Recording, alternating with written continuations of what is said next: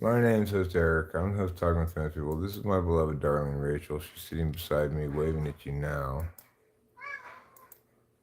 And we're a couple people who went to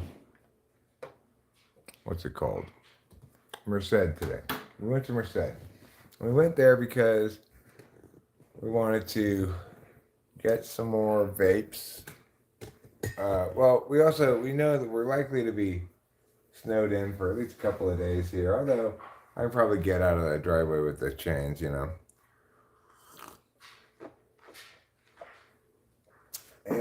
we wanted to make sure to go to the store, get a couple of things, and um,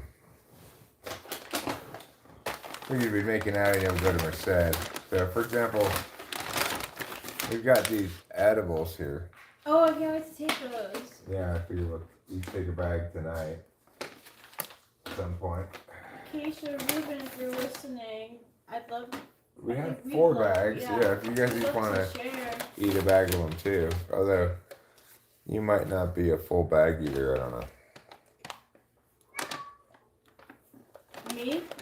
No, them. Oh. You and me are full bag eaters. Yeah. Oh, cool. We got another turn. We got a couple of these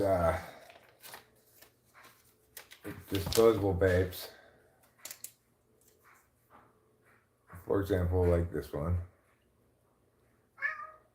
I guess that's the charging port.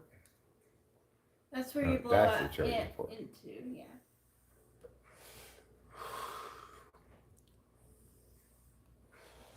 This one's called Botanica Blends.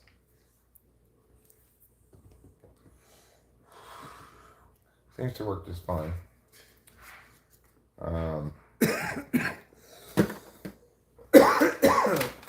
But what I'm most interested in doing is the following thing.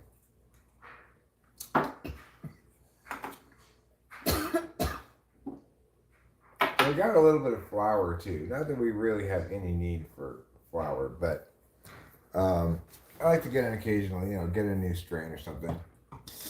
Or if a strain I particularly liked, then that would be great too. But they didn't have the strains I typically look for, so I got this thing. And one of the reasons why I got it was, like I said, just a new strain, new way to hit your head or whatever. But where's the only place where today comes before yesterday? The future?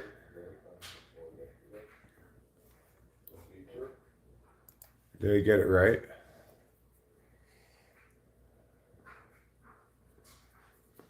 Hi, Winston's mom. Hi, Outer Self. Hi, Deft Artisan.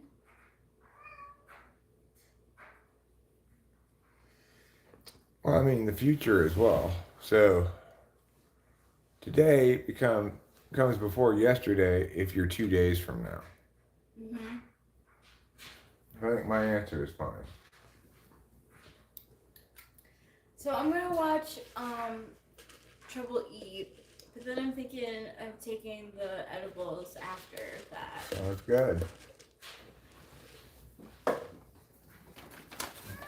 Meow! So on this drive, Rachel and I were talking a lot about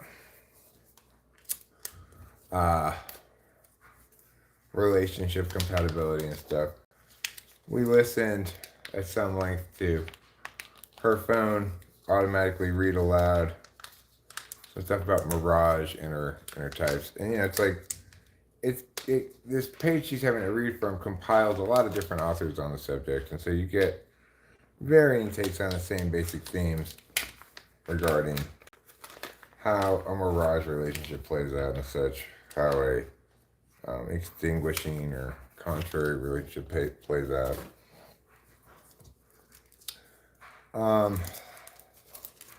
But as I was reflecting on it in general, my take on those intertypes is, first of all, different kind of relationships require different kinds of relationships, right? So it really, if you're going to meaningfully talk about, say, these two types as a relationship, you need to specify romantic relationship or some other kind of relationship.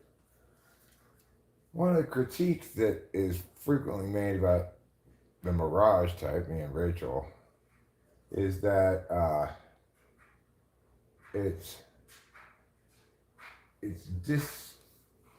disempowering or whatever. Like, in other words, we make each other lazy.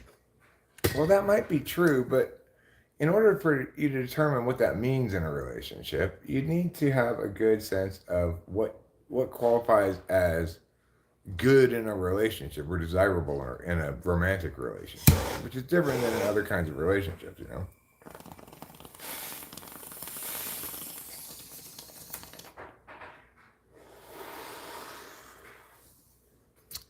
Like, do you really want a partner with whom you're naturally motivated to do a lot of good work? Hi, Utter Self. I'm sorry I didn't say hello to you. I didn't say hello to Deft Artisan or Winston's mom. Hello, hello.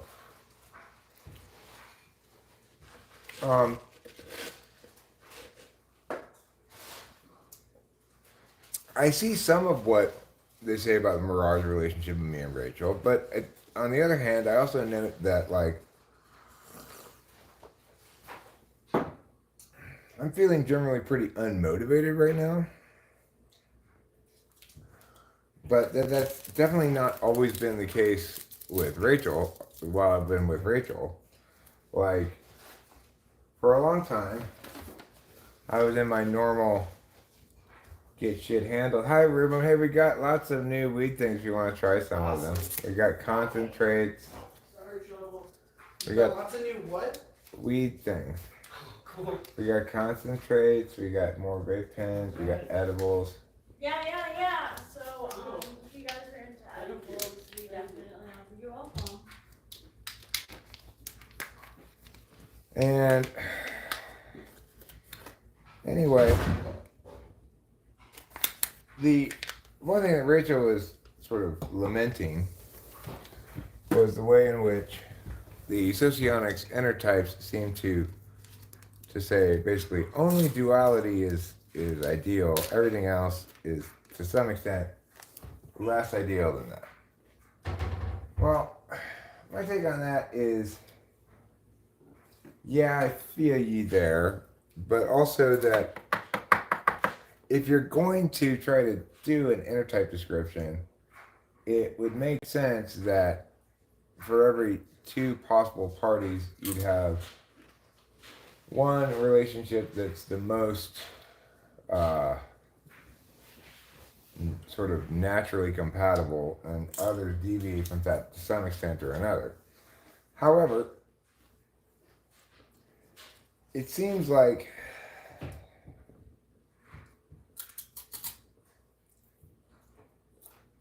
the problem basically lies in the fact that in some sense it works like this. You're intended to team up with other type nya in situation nya. So, like, if you are going to be competing on Naked and Afraid, you should hope that you're paired up with Mia type, because they're going to be most capable of handling shit together and also not getting on each other's nerves. Like, that makes sense kind of that's a specific kind of thing, in the same way that going on Naked Afraid is a specific kind of thing, even though it's much broader. It ultimately is distinct and needs a specific set of requirements in the same way that going on Naked and Afraid with somebody would. The challenge is it's harder to articulate exactly what qualities are universally good in a relationship, except to say it's much easier to say which qualities are universally bad in a relationship, right?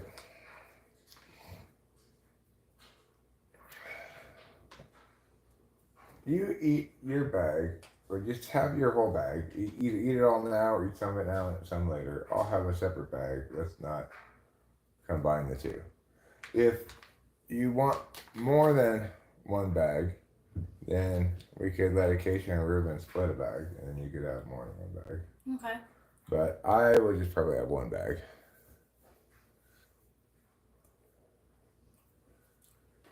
So I left 5 in here for you. Oh, okay, so you want to try I'm 5 gonna leave of 5 each? in here. Okay, that's fine. Sure. No problem.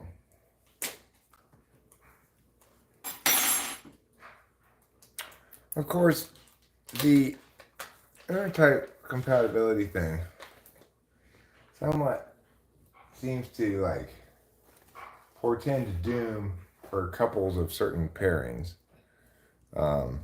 which I think is a little unfair because I've seen people in what I would consider typologically poor matches have perfectly great relationships. You know, Dave and Natalie, my parents.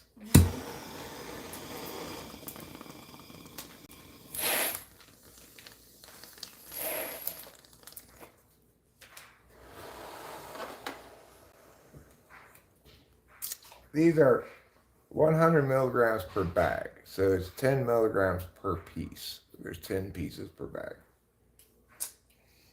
For those who don't know, 10 times 10 equals 100.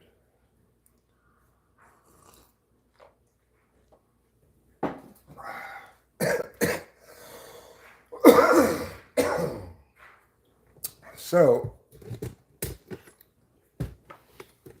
like, you know, what socionics has to say about ENFJ and INFP is nobody would find that particularly encouraging about their relationship, you know. But I don't think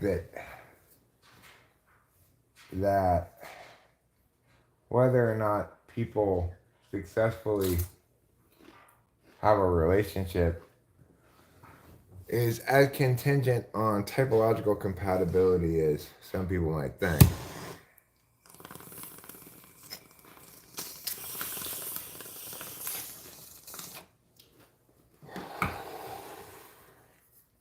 Because there are a couple other factors that are very important. One factor is, I think, whether you're SX, SOSP. You get two SX people, then they're going to have the same basic frame of reference on what it means to be in a relationship, you know, and that's going to help a lot. Um, if, for example, you both have good habits of relationship communication and how to treat each other, you know, like neither party has any habit of trying to use jealousy. You know, that would be, I think, a universally unhealthy relationship habit. To try to incite and or use jealousy to accomplish something with your partner is probably universally bad.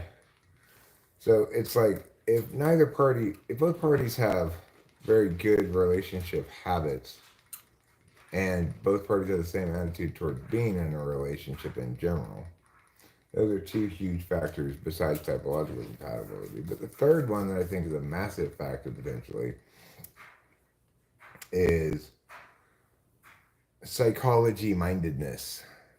Whether it's psychology mindedness in terms of a kind of Dr. Todd Grande, these kind of behaviors comprise healthy behaviors, those comprise unhealthy behaviors, and we're all trying to be healthy and good, you know, loving to ourselves and others, etc. Like, that's a perfectly good way of having a kind of a psychological frame on your relationship that is necessarily going to be positive, um, a positive influence on how the relationship plays out. Or you can be psychology minded in the sense of you understand both parties well because of typology. Like Rachel and I think, understand each other typologically, like intellectually by our type pretty well. And I think that prevents a lot of possible miscommunication that might otherwise conceivably occur. Because most people in a relationship, they don't have any good way that they can dig their hands into to explain how and why their partner's different from them. They tend to default to lots of horrible explanations like, he just doesn't get how women are. Women are more emotional, like Liz says, like Yeah. attributing their difference to he's a man, I'm a woman, and all women are like me, and all men are like him, which is obviously not a useful explanation. Or an explanation like, well, he's a Sagittarius and I'm yeah, which is also not, in my opinion, a useful explanation. Okay, I mean, if you were to try to say, Rachel, if you were to look at normal astrology stuff and you were to say, I'm a Taurus, you're a sea goat, Mm-hmm. what's that look like astrology wise? If I were to go Just buy like books Taurus, of like Taurus and sea goat. What does astrology say about those two? good. Really? Yeah. What does it say a sea goat is like? Ambitious, determined, steadfast. Are you ambitious? No. You're kind of determined in a sneaky, quiet way, for sure.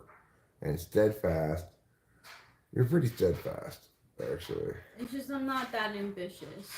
No. What does it say about Taurus?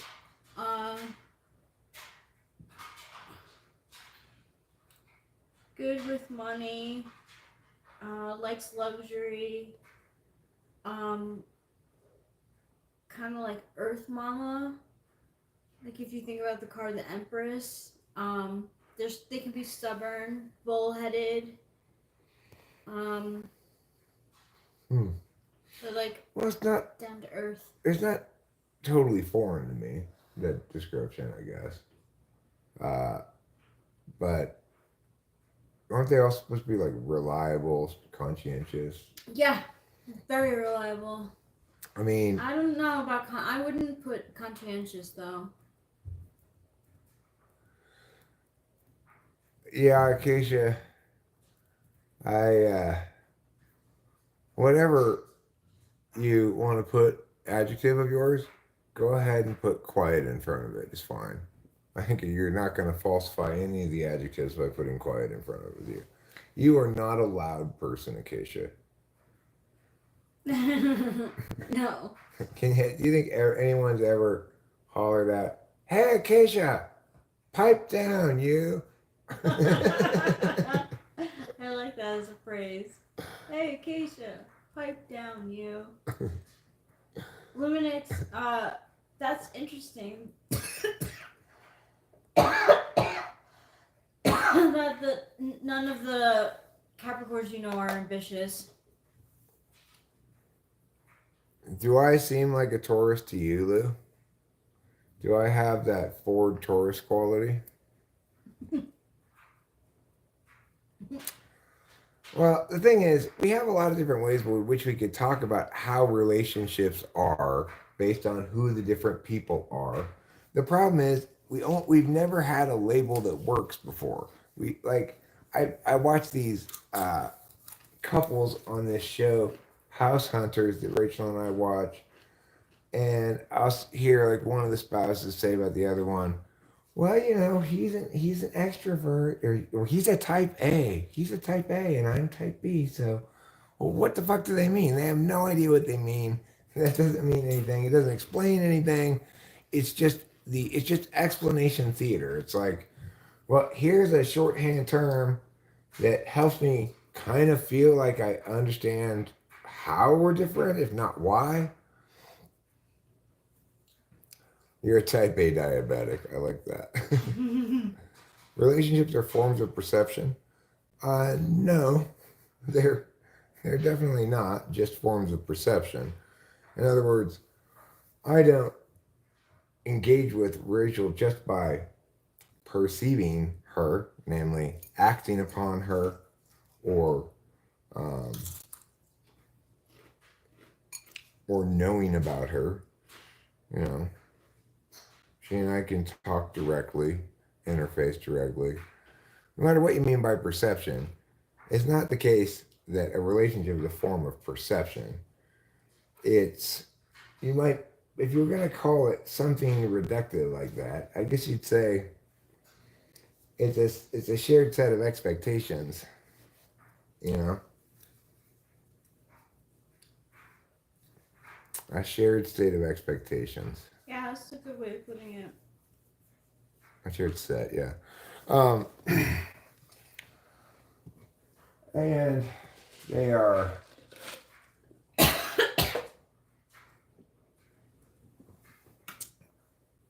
and for most people in serious relationships, the things you're expecting link very strongly to where you have to maximally trust, you know? So you could say a healthy relationship is a depositing of maximum trust in another person and having that be reciprocated and both people understanding the significance of that trust, upholding that trust, and not betraying that trust. Cognitive function differs from our personality theories because it actually tries to explain people's attentional orientation and how we interact with information. Yeah, well, that's what makes it different and Yeah. better.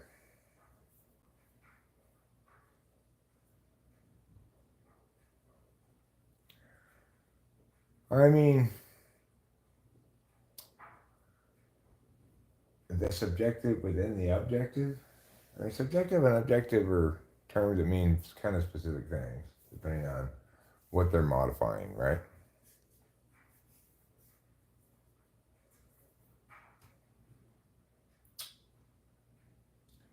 There are terms I think it's important to be careful in how one uses because they do mean specific things, but people mean a variety of things about when they use the terms. What are your thoughts on ISFP dating INTJ? Well, let's see. That would be FISSETE. No, sorry. FISENITE versus NITEFISE. Well, aren't they?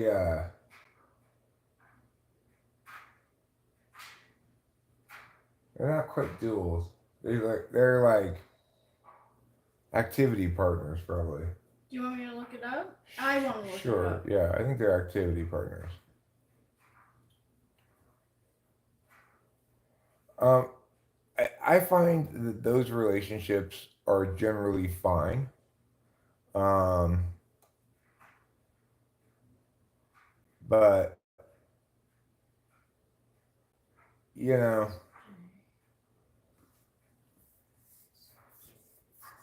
they.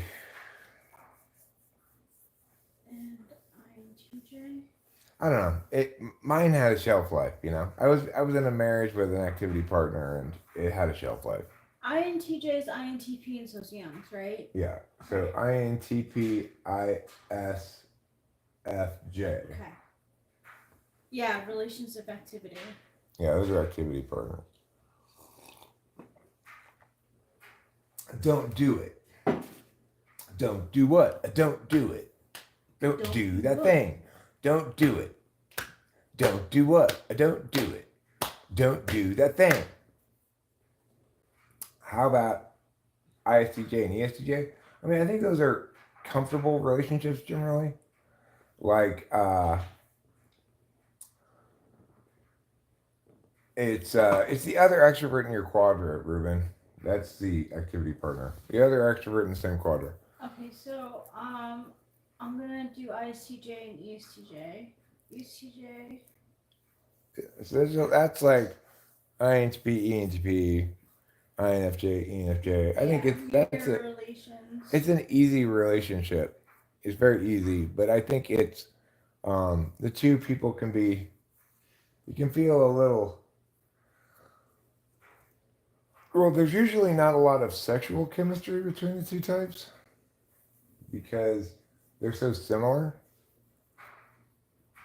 says mirror partners are often very good friends. When they work together on the same project, their mutual correction and adjustment becomes a constructive criticism that is usually accepted as useful. The main discomfort in these relations is caused by the differences in judgment and perception between the partners. Mirror partners generally agree about setting near future goals, but disagree about goal aims. Mirror relationships usually lack warmth atmosphere between partners.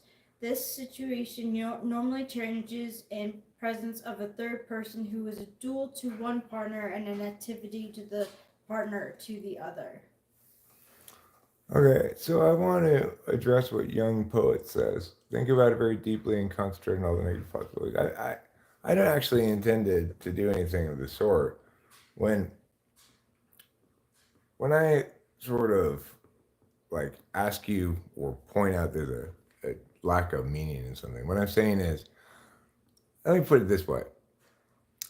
When I use words such as objective and subjective, or when I use the words subjective and objective, I believe those words are especially powerful words when it comes to being expressive of information effectively, purposefully, which is to say, terms are defined operationally so different parties can use them. It's actually a more simple understanding of language, really, right? I get that there are some expressions that language can voice that are best dealt with intuitively via the intuition. And so accordingly, I tend to think it's pretty important that we distinguish between which terms are well used metaphorically or sloppily, depending on if they're deservedly metaphorical or they deserve a little bit more respect than that, right? Objective and subjective are terms of which I've battled with people many times because people use the words haphazardly. So when we break down how people use the words, people are either referring to data that's objective or they're referring to people that are objective. If they're referring to people, then they're referring to individuals using a disinterested calculus, which is distinct from an interested calculus in certain ways, right?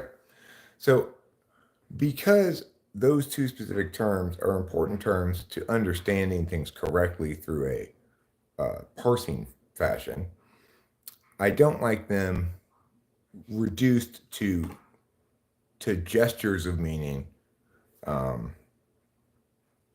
and thereby somewhat devalued in their effectiveness as actual terms. Had you chosen different terms, I probably wouldn't have approached it with quite as much fervor, you know.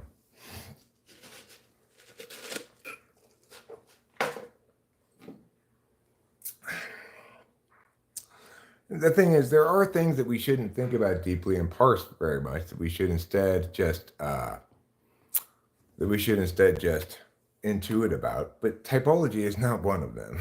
Reality, philosophy, those are not appropriate things to do that with. Mommy, you heard about me on top of you like a pea and a mommy. I'm trying to learn that. Where does telling someone what to do come into a loving relationship? That's a good question. That's a good question. I mean, the thing is about that, I don't think that anybody in any context of relationship, with possible very rare exceptions like maybe certain sports teams or something, I don't think anybody feels like or enjoys being forced to do things, you know? Like, it was interesting as we were leaving the shopping, the mart, I don't know why, Pioneer Market. I saw a little boy who was like crying because he didn't want to go into the Right, shopping yeah, I see that boy market. too. Yeah, and I thought about how like no one, really wants to not do something.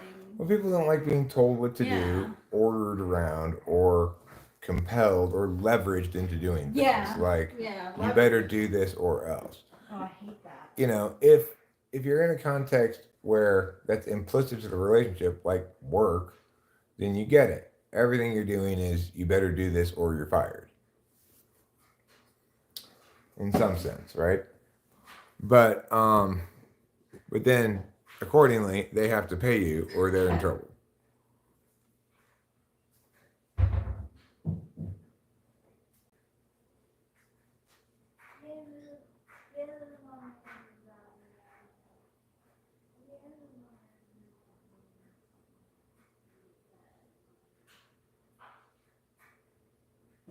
I guess I was pointing out objective patterns that fall into defining the nature of what a relationship is versus the subjective perception of a specific relationship. Well, that's a good distinction to make, young poet. That's a good distinction to make. I mean, the thing is, for every relationship, we can evaluate certain things that qualify as objective standards, such as domestic violence. It's not like, well, you know, in that relationship, it's healthy. You know, there's universal agreement about certain negative things, especially as being bad or undesirable behaviors, um, that anybody then can point to and say, well, you're in a bad relationship because, yeah. You're going to get on certain other kind of issues. You're going to get things like, well, you know, it's good for a couple to fight some. Sorry, I drank your coffee. It's all good. Um, I have a question, though. I kind of want to have more gummies. Okay, well, did you eat 10 already? Yeah. You might want to let them kick in a little bit longer before you eat more. I don't know. Just give it a few more minutes and see if you feel it more. If you don't, and then you want to take more, take more. It's fine. If you want to take, you know, a third bag, and then I'll take one bag, and then they can have one bag to split. I don't think they're gonna. Most people wouldn't eat a whole bag, probably. I don't know what their habits are as far as that goes. So, some people lucked out and just had a bizarre, almost unexplainable romantic connection with a person. I had this. So, what do you think? Like, what qualifies as a bizarre, unexplainable romantic connection? I definitely felt like I was in a state of limerence regarding Rachel when we first met. I kept thinking about her all the time, you know, before we actually saw each other in person. I wish I could have loved her better right from the start, you know. But somehow it was inevitable that we had a bit of a rocky beginning because we were both coming into it, I think, very scared, skeptical / carrying into the relationship damage from a previous relationship, you know. Yeah, a lot of it. Mm-hmm. So,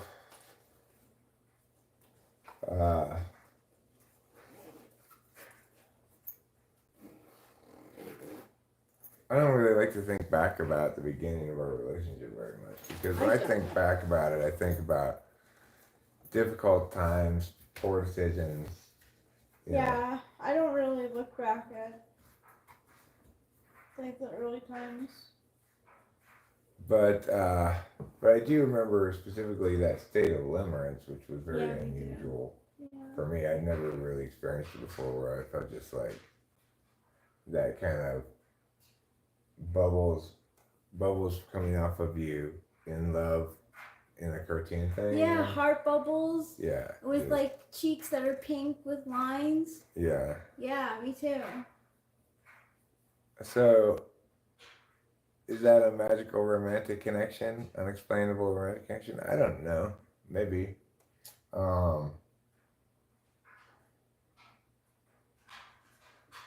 our relationship was forged in the fires of challenge. Wait, what do you mean that's bad? Look at Rachel. Look at Eric telling Rachel what to do. I mean, I think it was a joke, but I Oh, may have. okay. I think Okay. I told you to do something very. I don't know what I told you to do. What did I tell Rachel to do?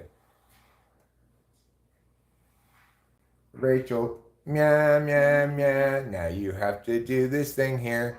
Meow, meow, meow. Now do this other thing there. Meow, meow, meow, meow. Oh, Do about stuff. the gummies? Oh, yeah. Well, I did tell Ruben that he could have some, and I do want some for Acacia as well. Well, you know what? I don't have to eat them. If you guys want to eat them all, that's fine. I don't think that's fair. I don't like that. I will just wait and see. Are relationships things that exist inside the mind, or are they external things that we discover and experience? I mean,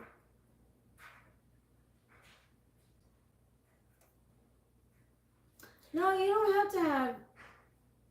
You want to have 20 milligrams? You can have more than that. Like I'm just being a little fiendy for drugs. drugs. Yeah. Well, I mean, the thing is, young public, there is no reality that does not begin with the observation of a sentient agent that we can talk about or that meaningfully matters at all, right? So,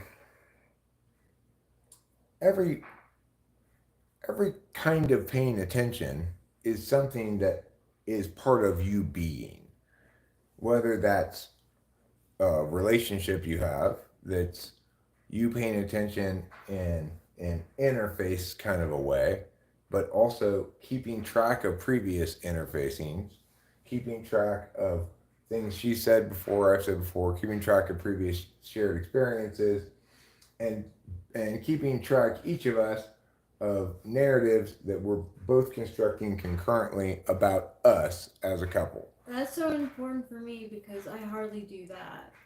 Right. But so I'm much more constructy as far as the narrative stuff goes, but she'll, you know, she's like the veto power element of it. If there's some narrative that we weren't in agreement with, if I were saying the wrong kind of narratives, there'd be plenty of pushback, you know. And when I'm talking about narratives here, I'm talking mostly specifically about the relationship. So, what stories am I telling about us? Am I saying that we are two people who share everything equally, or am I saying that that this is my stuff and that's her stuff? You know, it's like different people have different attitudes about what comprises the right approach to a relationship. We need to be on the same page about everything like that, right? Yeah, we do. So, a relationship then is both a set of shared experiences in terms of your SI attention, paying attention to what's happened before. It's a set of implicit compatibilities, in other words, ways in which you naturally fit and ways in which you naturally clash. It's a set of narratives about those compatibilities. It's a set of narratives about what it means to be in a relationship, and it's additionally, the composite of your experiences together. Yeah. So, like, the fact that it requires two sentient beings both engaged in mental processes to be in a relationship doesn't inform us anything about the relationship or what it means to have a relationship. That's non-unique to relationships. That's true of everything. I have a question that's not related and not really very important. Okay. What happened to Tiffany's visor? It came off in my pocket. Oh.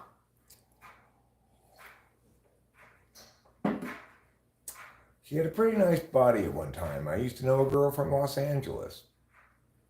Was like her kind of, who was like her kind of back when I was hoeing around. But the chick lived in a bad area and a lot of problems, anyways.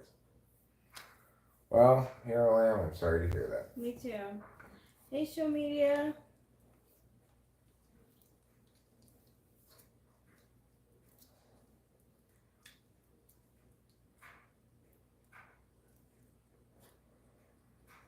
So we're talking about relationships, compatibility, and intertype. And basically, I'm saying, I think socionics is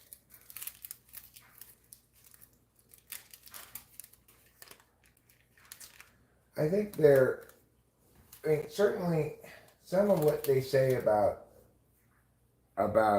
how two types are likely to interact is resonates as correct, right?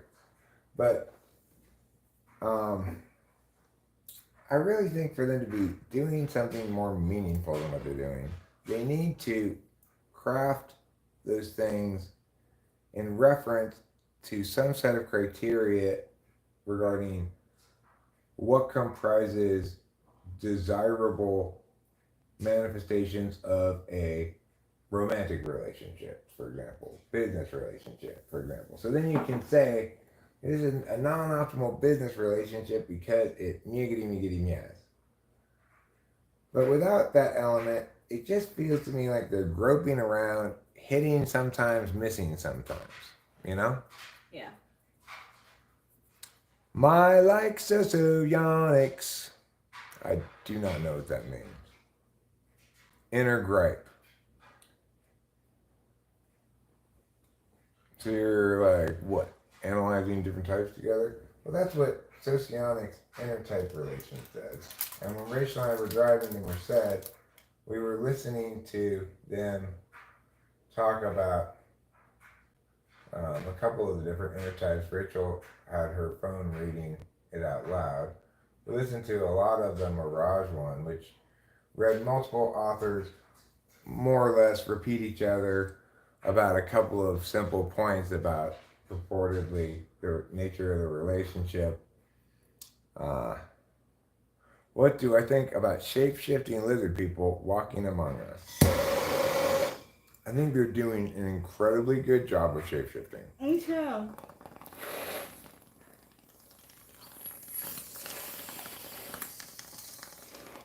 It's more like they're shape maintaining, you know. I am camouflaging with the couch. Show media. You make a good point, Rachel. Your skin wasn't that color before you started sitting on that couch. Maybe you are a lizard person. Oh my god! That explains my dream of being a human. But clearly there's something wrong with your foot camouflage. Yeah. My foot camouflage is saying, I am here, I am clear, I am comfy.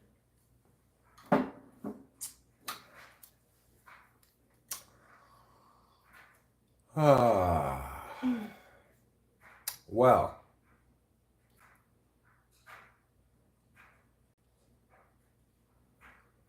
yes, ENFJ and MBTI is also ENFJ and socionics. It's only the introverts that flip. Only the introverts. So,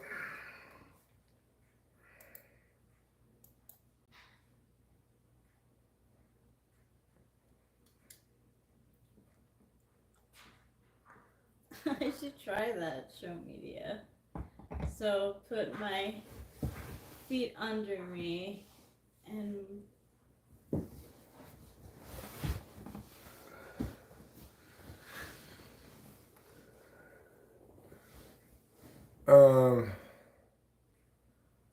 I don't know if Boba Fett is saying he thinks you're an ENFP, Ruben. I think he's getting wrong that you don't, the extroverts and socionics. In other words, I think he was saying, yeah, you change ENFJ to ENFP. No, you do not. You only change the introverts in socionics. I do look like the couch. I am the couch. That's what I feel like right now. If I were to reincarnate, I would be reincarnating as this couch. I mean, I don't think anybody really believes that lizard people stuff. I was thinking about that woman who was on the plane who was like, I don't know about y'all, but this guy is meow meow meow. Yeah, she did say he was meow meow meow. Now here's the thing. We got the strangest mail today. Oh my gosh, we got the mail. strangest mail. It's important stuff. I know, I gotta like contact this guy or something. For God knows what reason, I got in this mail today, addressed to me, Eric Strauss, okay, from somebody from Jerseyville, Illinois. Sherry, yeah, I'll just say her first name, that's all. Sherry from Jerseyville, Illinois. Mailed me this stuff, right? Don't I won't show. anything with his Yeah. address. I'll show.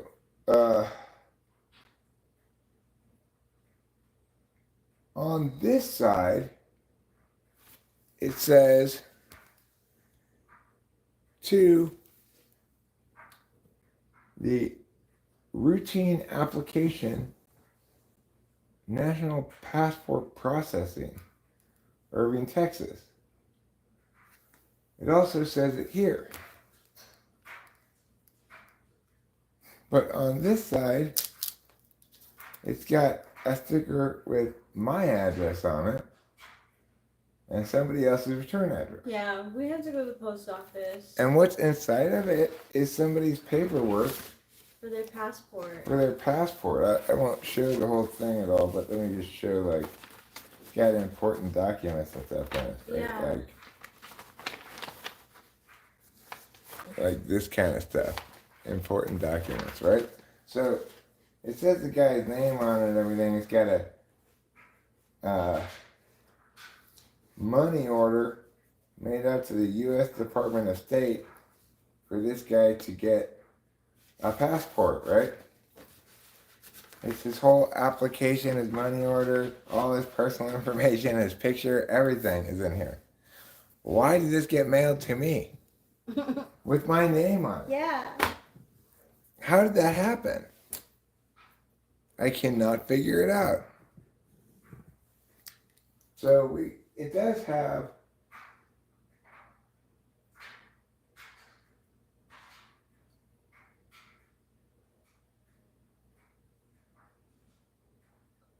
your JP. Who's JP? I don't know who JP is. Jordan Peterson? Isn't that weird, Luminix? Yeah, I do not know what to make of it. But I'm not worried about showing my address. It's easy enough to find where I live. It's not that difficult. Michelle Shocked was able to find out where I live. And she was like, got you, bro. Showed me like a picture of my house. I was like, yep, that's where I live. Congratulations.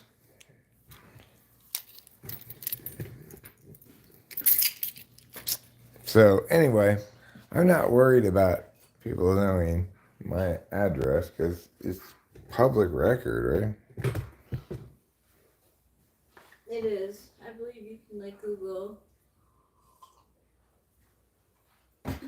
You must. I'm drinking your coffee again. Huh? I'm sorry, darling. It's alright. I think it's cute. Justin Presnell, young pooter out of the booter. Okay, that's fine. Well, anyway, I can't even conceive of how that came to be. Obviously, it had a sticker on it, but like that was different than the one that was addressed to me on the other side. But I don't understand how it would come to have the one addressed to me in the first place.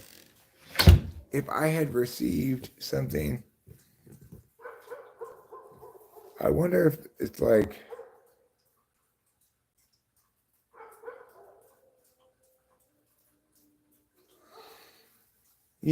Show Media supposedly sent us a Mad Magazine board game. Now I'm wondering, right? Now I'm experiencing the wonder of wondering. Hold on a second. I maybe have a theory about how this happened.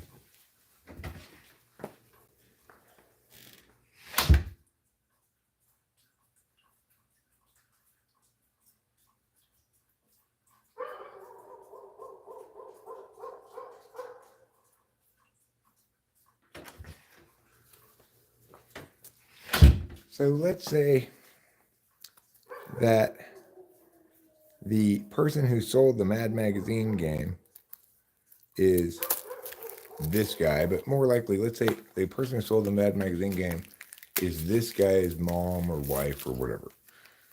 And she had a bunch of things that she was selling, but she also had to mail out that shit.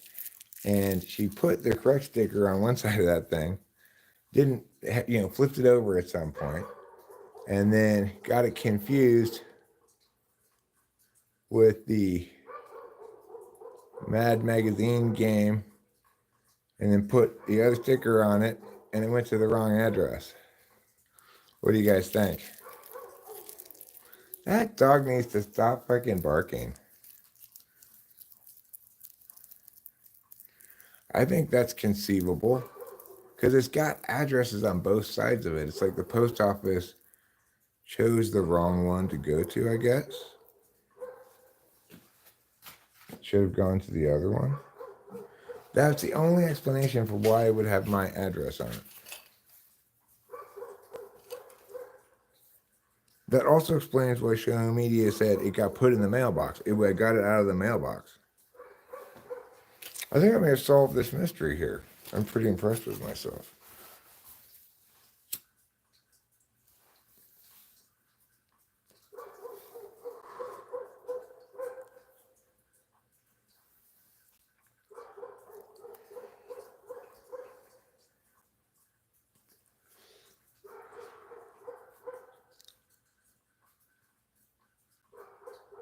So, yeah, probably.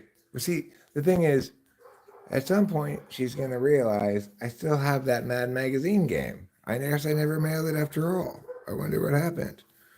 So, I guess what we should do is just take it back to the post office and say, look, it came to my house. It had my name on it, so I opened it. But it's actually some guy's passport papers. It was supposed to go to the other side's address. I'm not sure what I was supposed to get, but I think it might be this thing that this guy was sending me. Anyway, will you send it to its original destination without me paying for it? Or if not, I'm willing to pay for it to go there just so to do a good deed or whatever. Can't be that much.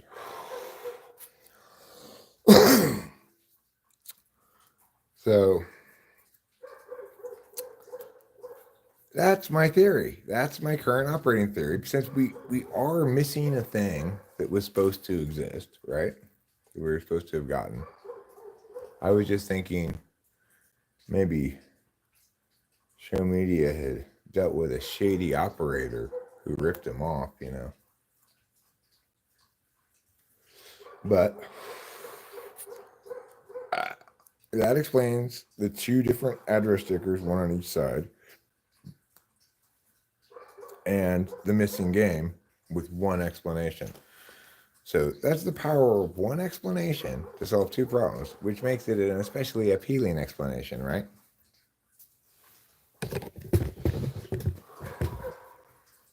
I think I got it. Who thinks I'm right? Anybody think I'm right? I should put a poll up.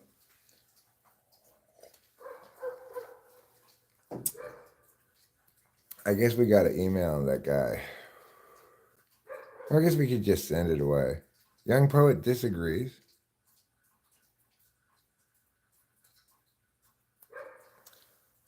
You didn't listen. Okay, well, I will repeat. My theory is that the Mad Magazine person who signed the Mad Magazine thing is the one who put 2 stickers on this thing, one on either side of it. One with the correct address, like Passport Processing Bureau or whatever. One with the wrong address, Eric Strauss. And either put the wrong address on the Mad Magazine game or left it unmailed.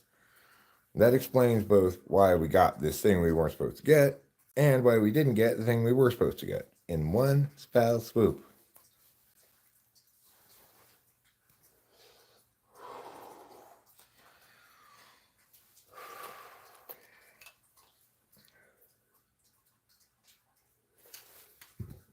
Eric, look at show's message above where he names the seller of the game. Oh, well, it says on the envelope. I'm gonna check the mailbox. I mean, I checked it earlier today. Oh. But I don't know if it was after the mail came or not. Okay. So here you go. Thanks.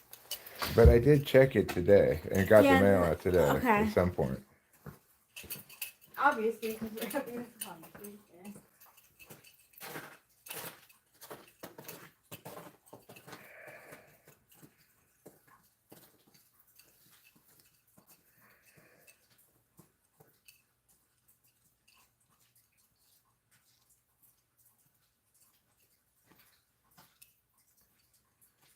No, we ordered it from eBay and had it mailed here. But it never arrived. But this passport application arrived with 2 different addresses on it, one on one side, one on the other side. We should have gone and taken it to the mail department, the post office today, because now we're going to get snowed in. It's going to delay us a couple of days. Or, I mean, I might go down tomorrow, depending on how difficult it is.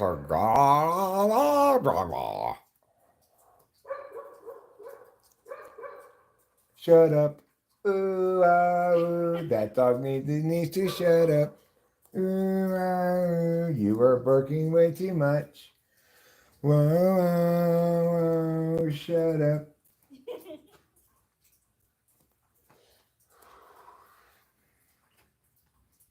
Hey, I think my song worked. Going downhill is so sad. Do you want me to come up there and bring myself or bring you a stick? Let me turn on the light.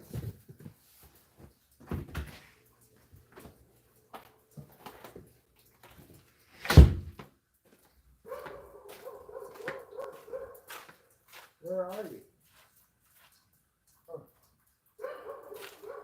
Hey, Rachel. Rachel?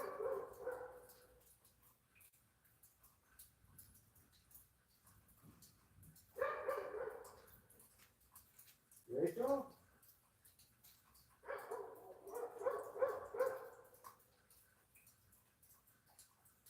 Where did she go?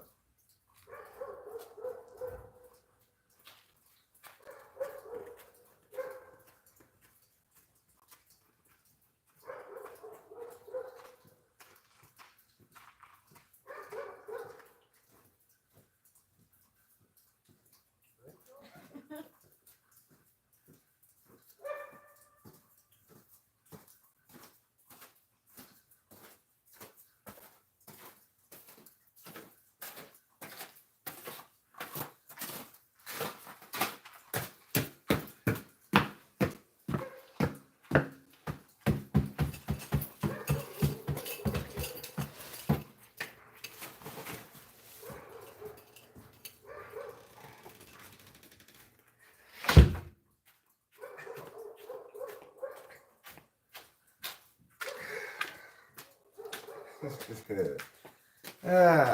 Well, Rachel did the smart thing by going around. However, she did not hear me calling to her, which made me worried about where she was, if she had fallen down or something. So I walked up there, and then, of course, Sorry. I did not go down the way she went down.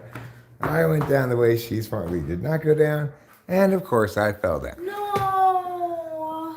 It's fine. Thank you for going out to get me. I was just concerned because you didn't answer my call. I was like, oh, is she falling down and knocked herself out or I didn't something? hear you. So was I'm there anything in the sorry. mailbox? No, there wasn't. Trouble.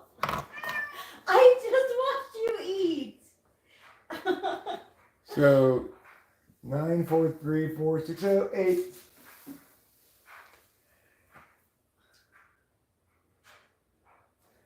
That's very chivalrous of you.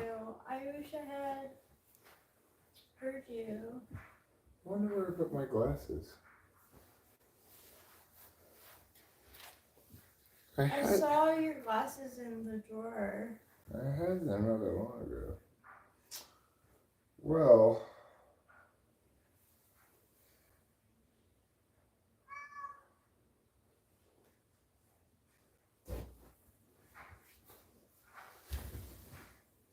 Oh, don't look at me like that. is it this number?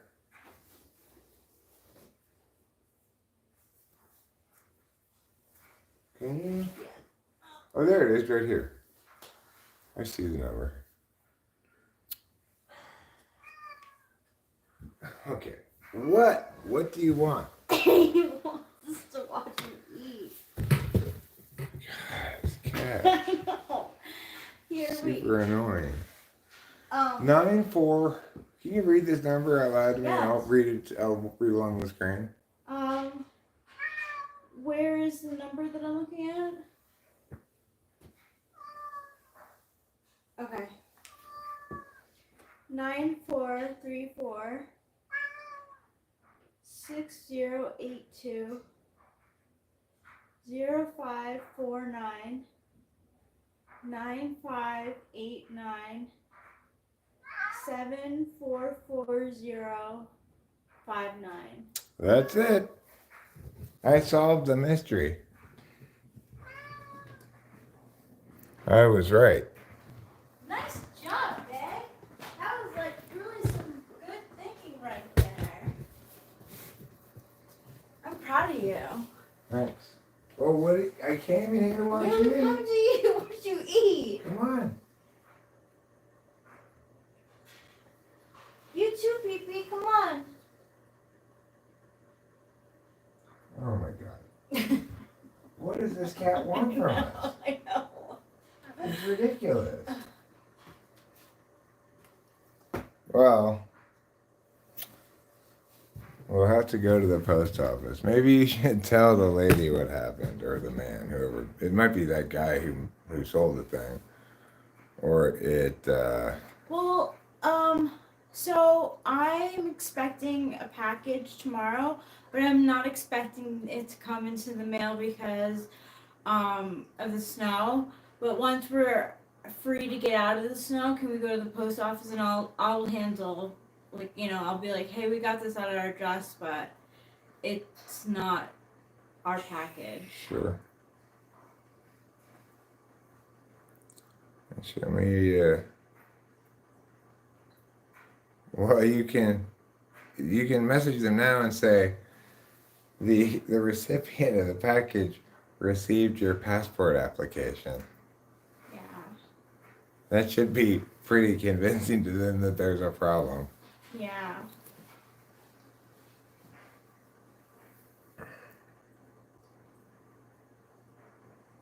Good figuring out. That was Thanks. very puzzling. Yeah, because earlier I was sitting in the car. I was like, I cannot come up with a scenario in which somebody mails this to me With a return address that isn't. with nobody I know. Yeah, Blah blah blah blah. yeah. Right.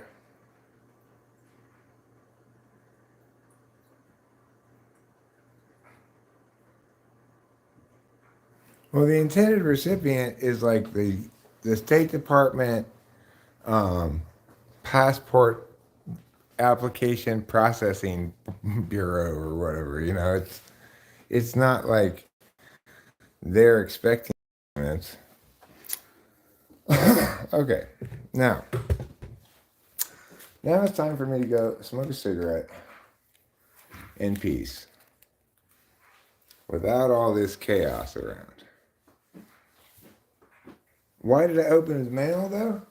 Because It was addressed to Eric Strauss. it said right here, Eric Strauss. It's addressed to me. The other side has a different address on it, but I didn't even look at that side, right? I just looked at this side, it said Eric Strauss, I opened it.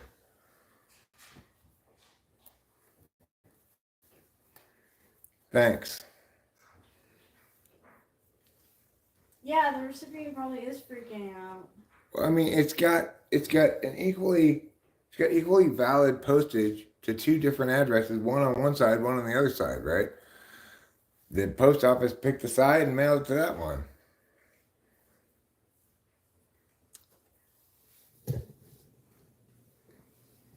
It's okay, it's fine. But it's like nobody can accuse me of opening somebody else's mail because it was addressed to me. It didn't even occur to me that it wasn't to me until I saw what was inside of it, and I was just like, what in the world is this?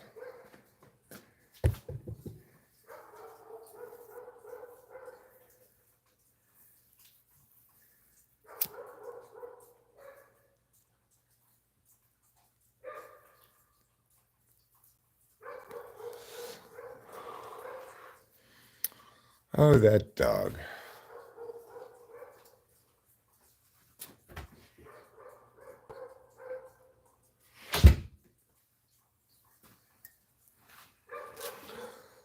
Please stop barking all the time, barking all the time. I'm going crazy. You can't stop barking, it seems, until your people return from wherever they've gone to.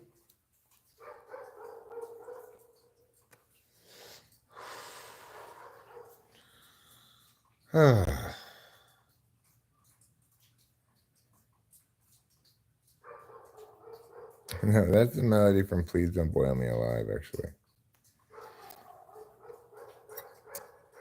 Sing me a song about the lizard people with their vertical slits and vertical eyes, long, long body on little bitty thighs.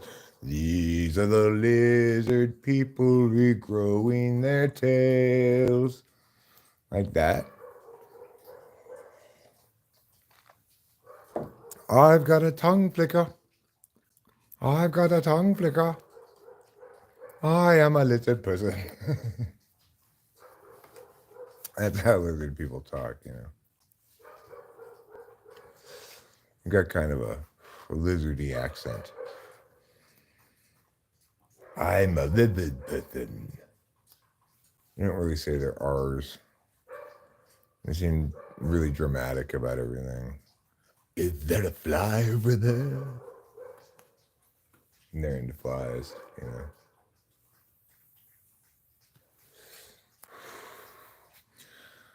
They get together with their friends and say, wanna sit on a rock together? It's sunny out.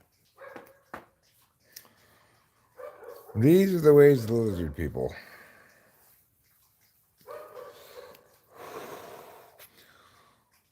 What makes them people-like is that they tend to own RVs. Very small RVs.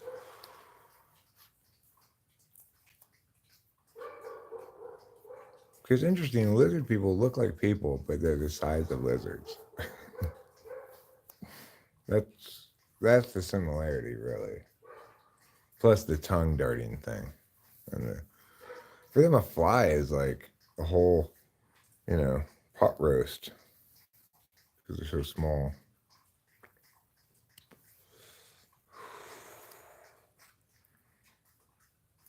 The largest ever documented lizard person was still only the size of a Komodo dragon.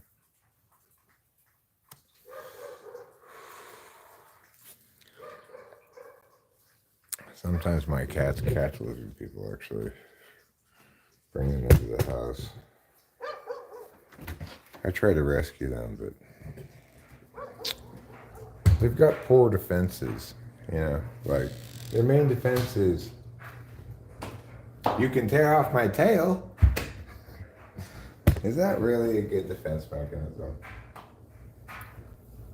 It feels like lizards got a low number, or a high number, I guess you'd say, a bad number in the defense mechanism lottery. Obviously, the species that got the biggest steal in the defense mechanism lottery is the skunk. They drafted like 7th round in defense mechanisms, 8th round. They had a late draft choice. Still on the draft board, remarkably, was being stinky. And they grabbed it, and they're like the Brock Purdy of the animal kingdom. Nobody thought he was going to be much of a quarterback, but then here he is, quarterbacking the Niners to great success. So too with the skunk. Nobody fucks with the skunk. Who knew how powerful being stinky would be as a defense mechanism? It's really effective. Yeah. People like sometimes the smell affects them so much that they throw up. It's very powerful, the smell. The other thing is, of course, if you do successfully kill a skunk, you can't eat their meat because it stinks like skunk stink. Ew. Why are people scared of tiny little spiders? Well, some of them are quite venomous, that's why. Like the notorious black widow spider. So called because males of the species have a tendency to die young, and black widows mate for life, so they're a widow thereafter. Well, don't smash it with your tongue. It's my advice. Meow. Don't try to smash a black widow with your tongue. You have a ferret gland installed? Is that what you use to mark acacia? Peregrine.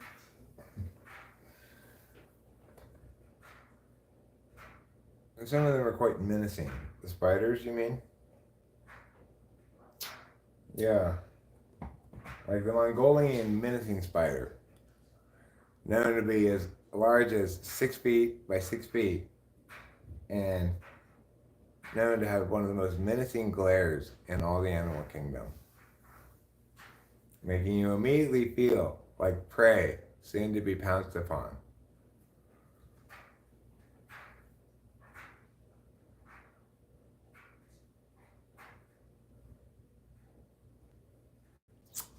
What's incredibly gross can be quite alarming if you encounter one in the wrong context in the wrong way. Potato bugs. You want to talk about a shapeshifter. What's grosser than a potato bug? Oh god, they're so gross. And You scared me so much with them, like, ugh. they're horrible. But they're not actually poisonous or anything. But let me tell you, if you get one Ew. in your toes, you're gonna freak out. Oh my Scream like a God. little girl, just like me. Ew. Ugh. They win nature's most grossest bugs. Ew. Can we look them up? Yeah. They're also known as Jerusalem crickets, I think.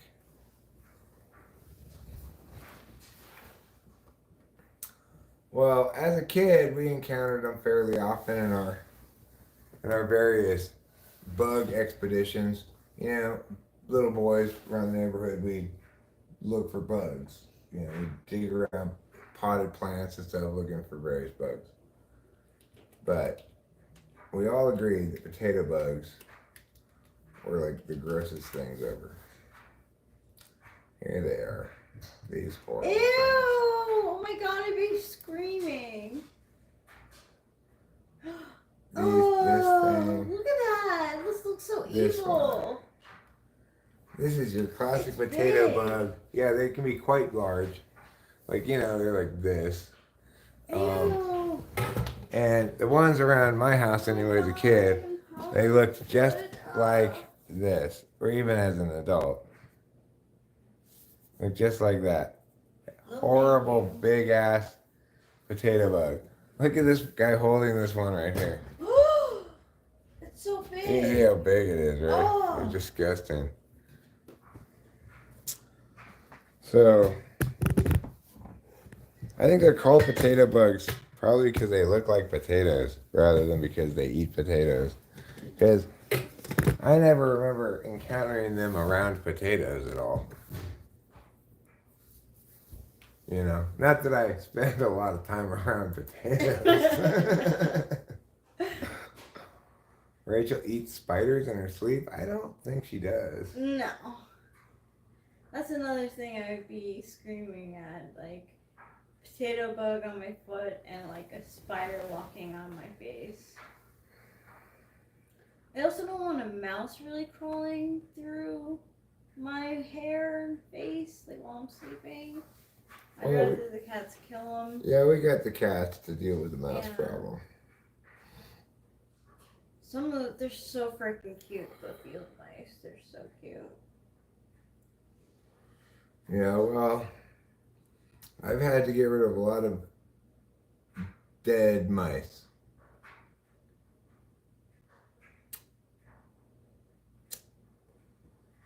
Oh no, she doesn't. Does that help? Please don't boil me alive. I'm not even 5 times ready enough for that. Don't boil me alive. I've got a hive of bees and cheese. Won't you leave, please, please? Don't boil me alive. Like that. That's my retort. Oh yeah, sure.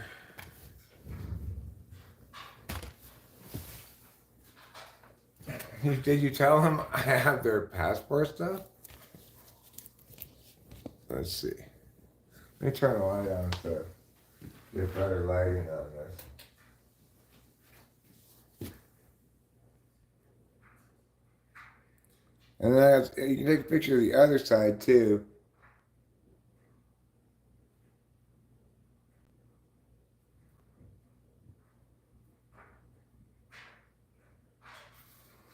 Okay, and the other side shows this.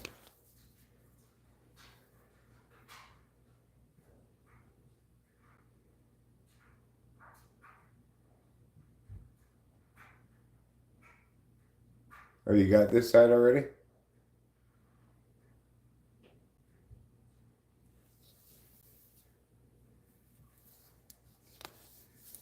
Yeah, I don't know how to show both sides at the same time.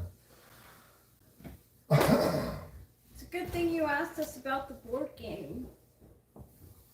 Because like we wouldn't have put 2 and 2 together. Nope. Dang it, trouble ran away. Like, how could you even make that up? I know.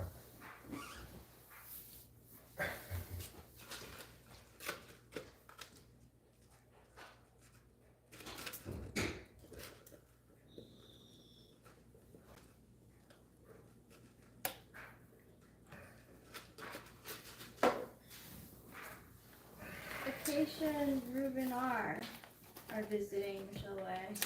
Yeah, Acacia and Ruben are here. They're visiting and enjoying some wonderful winter weather that we're having. We're getting snow and rain. I'm so glad. Can I just like say I am so glad that we took the time to look at the weather yesterday and like plan today for like what we had to get done. We're not going anywhere, Michelle.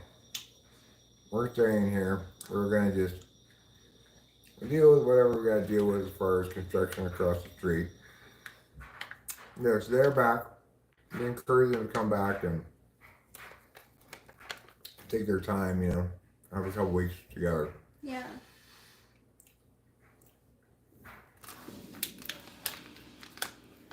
No, I'm not a lifelong neat person. I spent many years working many hours a week, very hard. It's supposed to snow tomorrow, Acacia.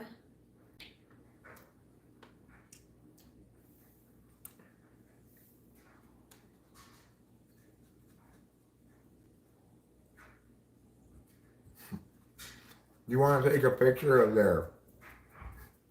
Here, I could take a picture and send it to you, but not while I'm live streaming. I'll take a picture of their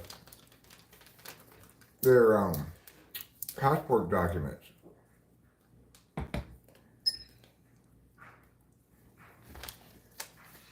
Well,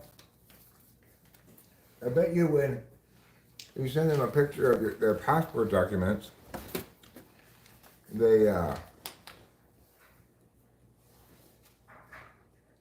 well, tell them they probably sent it to the wrong person.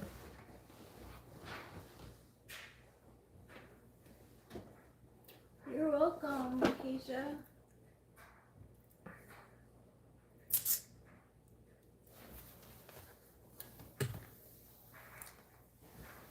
They probably did send it. They just sent it to the wrong person,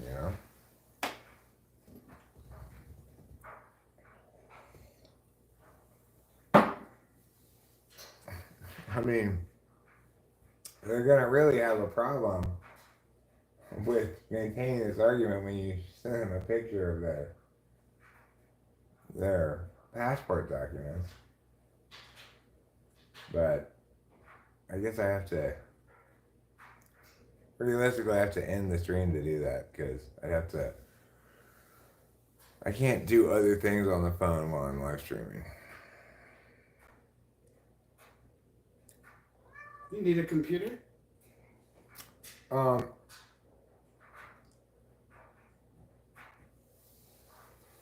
just tell them that, I'm in the middle of something right now, but that when I will take a picture of their passport document, send it to you. At that point, tell them that we will go to the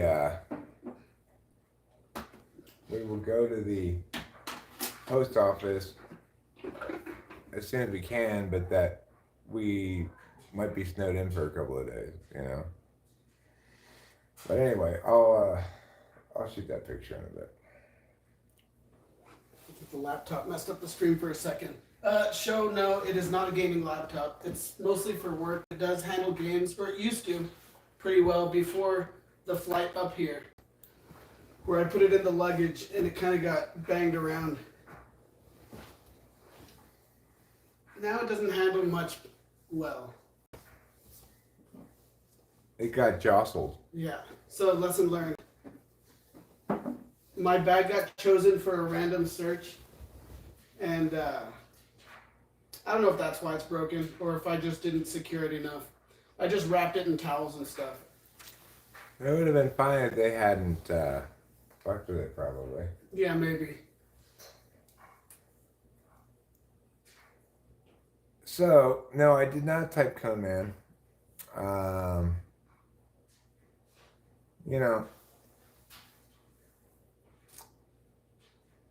It's not the first time I've encountered somebody who doesn't necessarily want to be typed, right? Like, CJ O'Connell was kind of resistant to it for a long time before I actually typed him, and one imagines it's because he suspected he was going to type out as a type he didn't want to type out as, and was avoiding that reality. So, I'm not saying that's necessarily a horrible thing. It's part of part of what we got to deal with in typology, you know?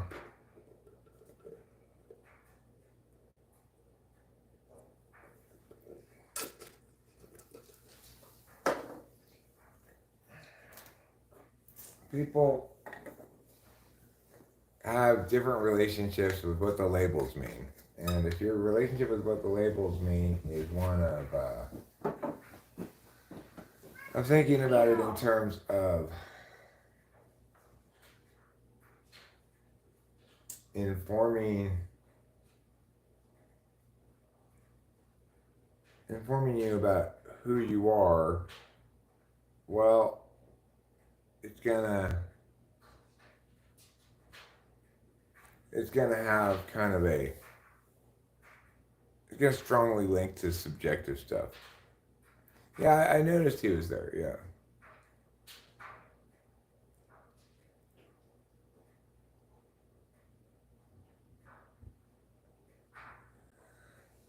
Right, and you know, some different types get kind of a bad rap. ESTJ particularly gets kind of a bad rap. Around here, ESFP gets kind of a bad rap, you know. It's almost inevitable, even in an ideal circumstance. This is relatively ideal in that regard, in that I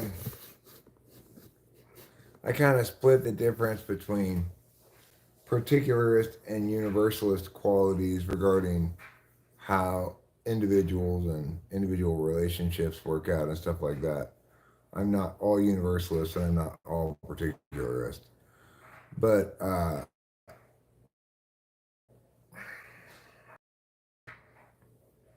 people have a lot of identity stuff tied up with these labels sometimes because I guess in general people don't want to hear that they're average or ordinary, and they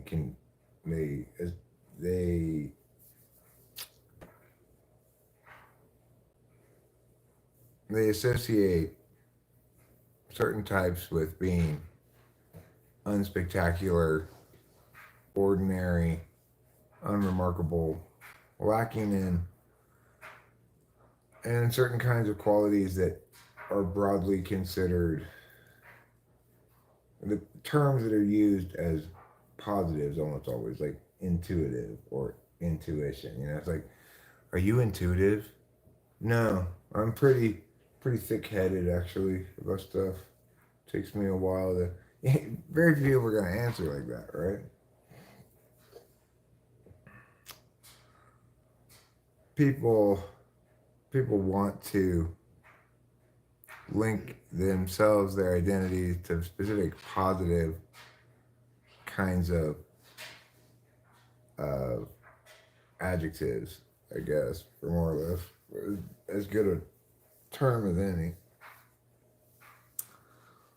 I do feel, I guess, like I'm kind of hot right now.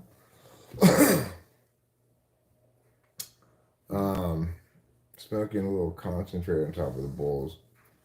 Nice little extra kick. Would you like a bong rip with some of this concentrate on? Maybe in a while. Okay. You're kind of hot. You think it's just from that? I might have the window open. No, I said I'm kind of high. Oh, hi. Oh, that's wonderful. If I were hot, I would just. Thank you. Yeah, turn that off, please. Thanks. If I were hot, I'd just take off my jacket. Okay, good call. But going back to like adjectives used for types that are undesirable. I mean, like FE DOMs would have manipulative, which you don't want to be that. Phony. Yeah, exactly. Fake. Yeah. Glad handy. What does glad handy mean? I don't know. Glad handing is like, hey, how you doing? Good to see you. Good to see you. Oh, yeah. That is a Actually- representation. Yeah, I find that actually pretty draining. Yeah. Especially because people want to talk about mundane things or their SI and stuff, which that's fine. I just don't want to deceive them that I'm going to remember, you know? Let me tell you about my trip to the supermarket. Yeah. See, they like that so and so, like they're into so and so, and it's like, why? What? Do you manage to look interested? Kind of, but I also look like apologetic probably because, like, if people tell me what they do for work and stuff, I'm gonna forget it probably unless I really give an effort. So yeah, I seem interested as long as you're staying out of a lot of details. But I think, If they had a really interesting job, you'd remember it. yeah, Like cowboy sure. or astronaut. Not very many people seem to be able to get those childhood jobs, cowboy and astronaut. President. No. Yeah. President, yeah. Deft artisan. Are you feeling like when you're in the dark triad, do you feel all the deep emotions? And as a follow-up question, which tip of the dark triangle do you feel you manifest most? Oh, that's such a good question. I'm curious. What are the tips? I don't know. I guess narcissism, antisocial, And and sociopath. I think sociopath is it. Hmm. Narcissist, antisocial, psychopath, right? Yeah, maybe Yeah. that's it. Temps to plummet. Wow, temps aren't just gonna fall, everybody. They're gonna plummet. Plummet. It was raining in town. See full forecast. I will see the full forecast, Microsoft, so that we can see what you say about the temps plummeting.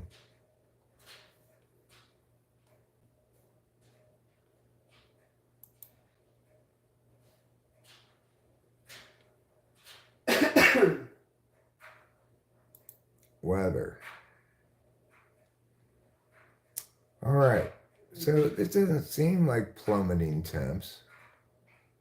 It goes No, it down from doesn't. 41 to 31. But maybe tomorrow temps will plummet. Oops. Let me go back one. Yeah. Oh. No. So this is Wednesday at 10 p.m. They still haven't plummeted. It must be Thursday morning, I guess. Yeah, they plummet Thursday morning. Whoa. Down That's to cold. 14 degrees. Oh my god. 14 I don't think I've ever degrees. experienced that low Right. temperature. 8 a.m. Actually, 13 degrees at 7 a.m. Wow. So, okay. Well, I'm ready for temps to plummet now. And we did have a little rain earlier today. I'm going to say yes. Oh, I got it wrong. I almost always get this one right. But it's just a 2 answer question. So you have a 50% chance normally. Mm. Saturday, we're supposed to get more rain. But just a little bit now. Well, you know, I saw, when I was looking at the clouds, into Sunday, some rain. So we'll see. We'll see if the Microsoft thing is accurate or not. We'll see if the market's okay. The term dark triad refers to a trio of negative personality traits: narcissism, Machiavellianism, and psychopathy, which share some common malevolent features. The concept was coined by the researchers Delroy and Kevin Cool. in 2002. Real narcissists is probably more rare than people who are called that. Probably. Yeah, My mom is a narcissist. yeah. But, you know, I'm just saying. she's kind of, I have no I'd say, feelings. on the border. I mean, I like definitely think she's a narcissist. Okay. Unfortunately. But What's a good sign that somebody's a narcissist? what what is a good sign that someone's a narcissist? Gaslighting.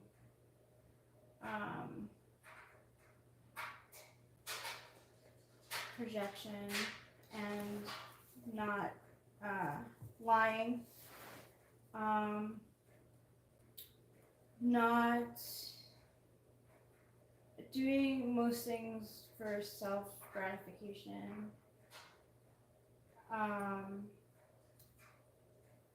What do you make about your relatively healthy engagement with her nowadays? It's good. It's gotten much better since being with you, because But do you think no, she's a content avoidant, like to the max. yeah, she's too. definitely full blast accountability avoidance. Yeah.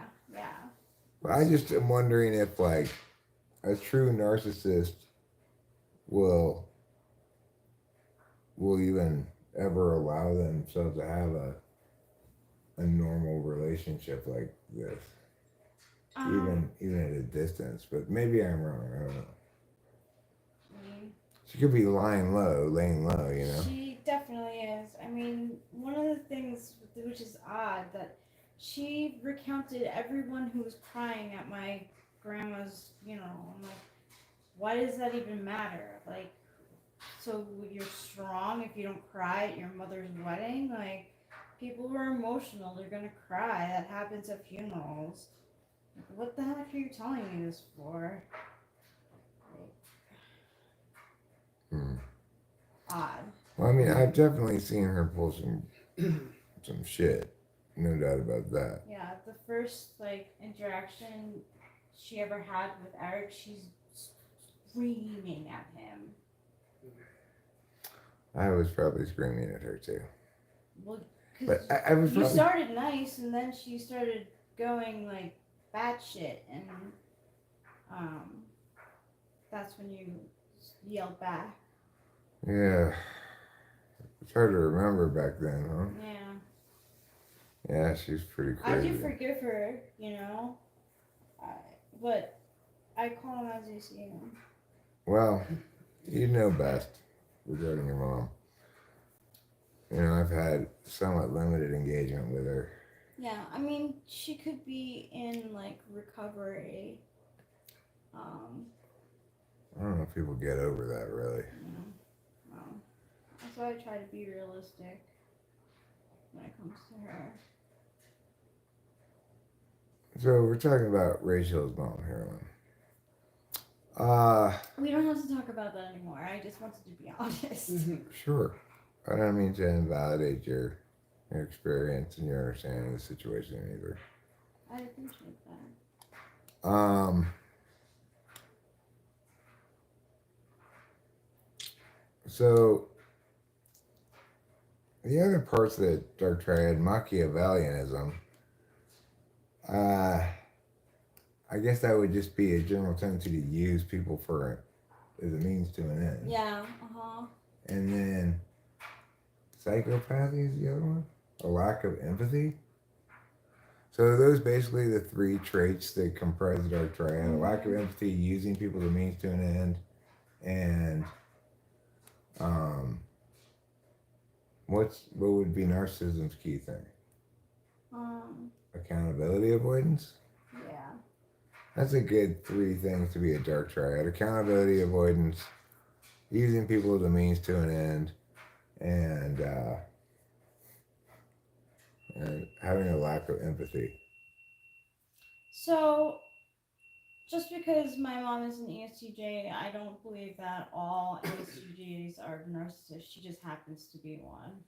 My dad certainly wasn't. He wasn't. He was difficult sometimes. We had our challenges, but in no way, shape, or form would you call him a narcissist. He always apologized.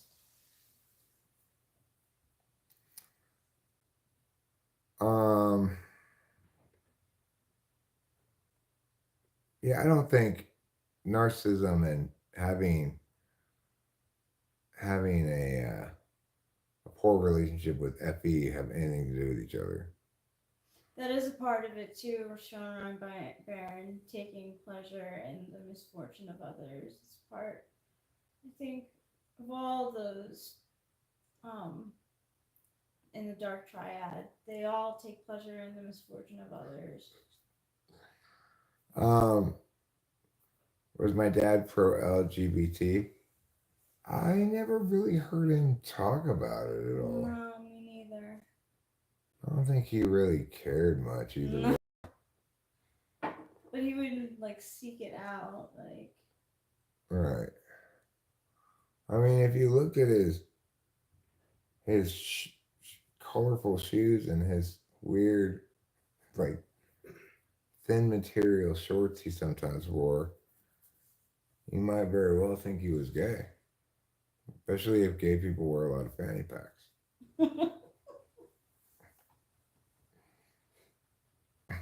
I'm guessing gay people probably wear fewer fanny packs than straight people as a percentage of each respective population. That's just a guess. The highest rate of fanny pack wearers is in Miami, Florida. I wish they were cooler. I kind of like them. They're I convenient. Like the idea, yeah. I like the idea of them, but I like crossbody bags. Maybe I should just start wearing them anyways. I mean, my dad was a serious fanny pack enthusiast. Yeah, he was. Every day fanny pack. He was an enthusiast. He had like everything. What do you put in there? Like Chuck E. Cheese tokens? I mean, well, I don't know, but when he died, we had a substantial number of fanny packs, you know. I didn't know that. Yeah. Wow. There was part of a closet that was devoted to fanny You don't packs. have them anymore? No, we got rid of a bunch We of could have stuff. had a fanny pack sorry. thing. It's okay. Yeah, we could have had a fanny pack thing. All of us pick our favorite fanny pack. That would have been nice. Exactly. Great place for a cheeseburger.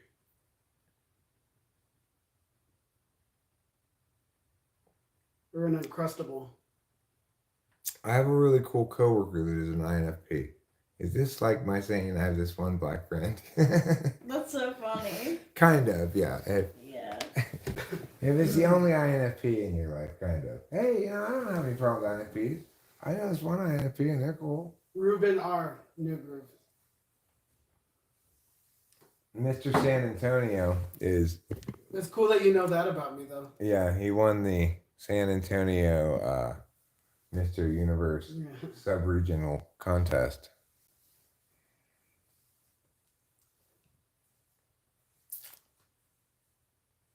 They can Yeah, be that is cute. weird. That sounds cute, Michelle A. A really cool furry brown Lululemon fanny pack. It was so stylish. I'm just like afraid that it's gonna like slide down my hips. But I guess they're like meant to be like held like a belt.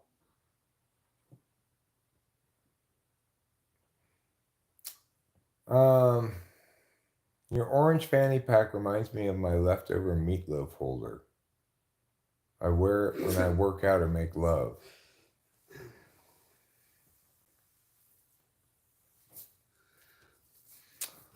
Okay, it's time to go smoke a cigarette.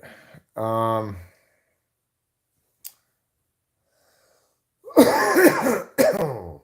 part of San Antonio are you from? I won't remember, but still. Born and raised in the Alamo. That's a claim few people can make in San Antonio. Born and raised in the Alamo. Yeah, if I were an Alamo native, if I were a lady who were pregnant, I would insist on going to the Alamo on the day I thought my water was going to break so I could give birth to my baby inside of the Alamo. And then raise it. That's the harder part, I think. Yeah, I think so too. What's that? It's the dryer. Oh, right. I put your stuff in the dryer. My stuff? Yeah, because you put my stuff in the dryer, remember? Okay. Cool, thanks. I took my stuff out of the dryer and put your stuff into the dryer. Okay. Thank you for putting my stuff in the dryer. You're welcome. 18 of us about to get abandoned? No, I'm not abandoning you. I'm going outside to smoke a cigarette, okay? Only 2 of us are being abandoned. Yeah. Lululemon. There's something about that business A belt bag. that immediately annoys me. And I think it may be like some annoying people, some annoying women that were friends with somebody and from my past. They were into that, or I'm not sure. Maybe it's just I've heard it, I don't like it. Something about Lululemon makes me go, but I don't have a good cause to say what it is. Wow, you sound like me right there. What do you think about Lululemon? The name sounds a little, I don't know, like jeggings or something like that. Jeggings? I don't know what that is. Maybe like jean leggings, or like Uggs. Rachel? But wait, Lululemon is way more expensive though, right? No, Uggs are pretty expensive too. I want one. Are Lululemon boots? I think it's like the brand, but they're obviously have a fanny pack. So they're like famous yoga outfit brands.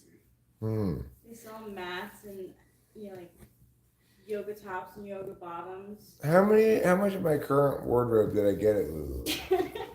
Less than 1%. Oh my god, but I wish it was like at least 1%.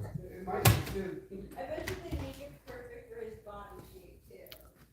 I think it's just the name of it is just so like, but Lululemon, It's super boutique-y.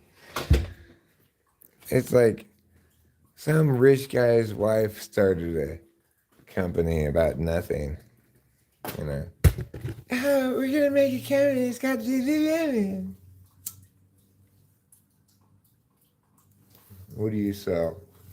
We sell like yoga pants and like yoga mats and like namaste and candles and a bunch of other stupid shit. But it's got the kid's name, Lululemon.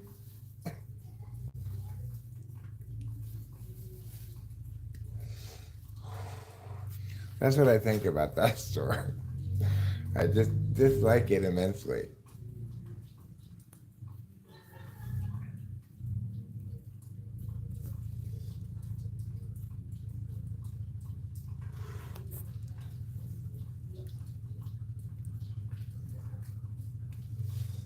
Like, what's that other store that I don't like too? You know, like, well, I mean, the worst store of all. Maybe the worst store in all of history is, of course, the Yankee Candle Company. The Yankee Candle Company is such an SI assault. Can you imagine the torture of working at that place? Where your nose is just continually assaulted by smells all day long.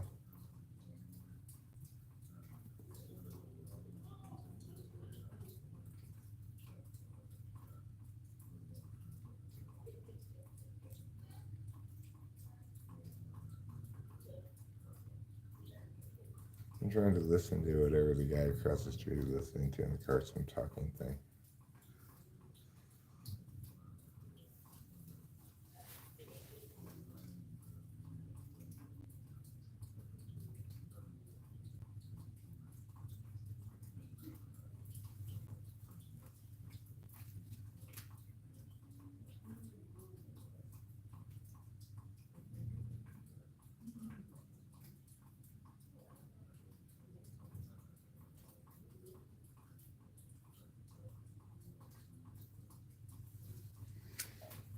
Well, something's talking about work done, keeping incredible records, stuff like that. So I'm not sure what they're talking about, but he's listening to something that's talking about something.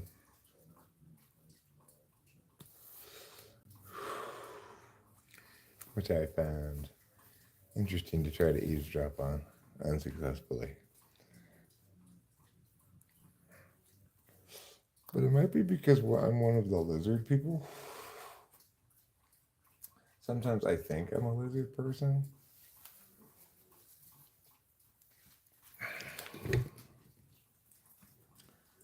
You know, because I identify with lizards when I see them. I'm like, I feel you so much. I feel like I'm with my people now.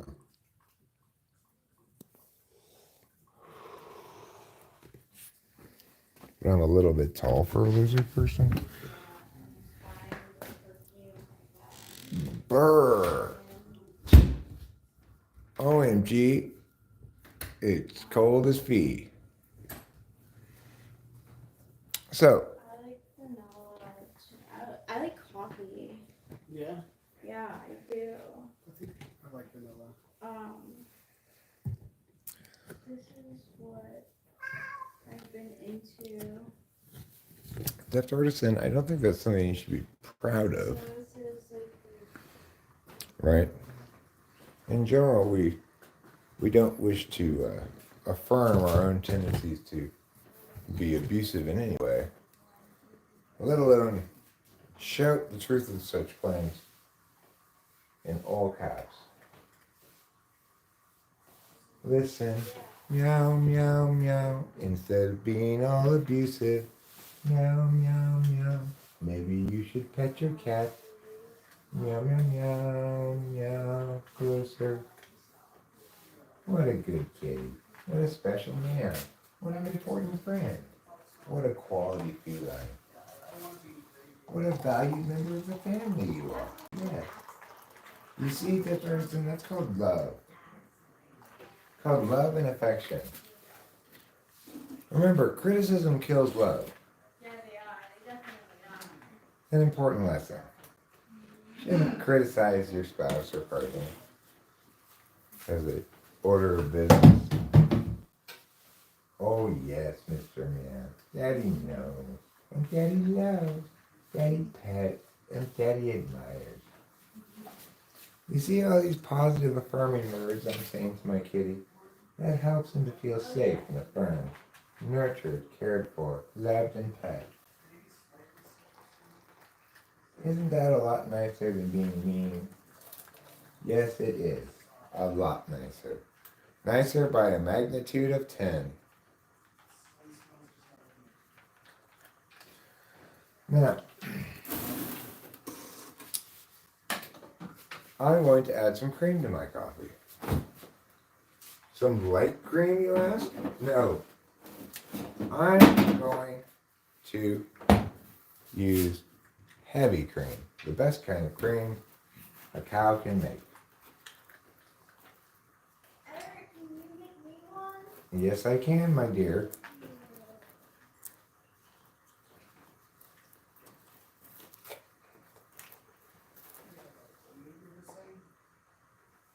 Oh yeah, that's gonna be a delicious cup of coffee for Eric.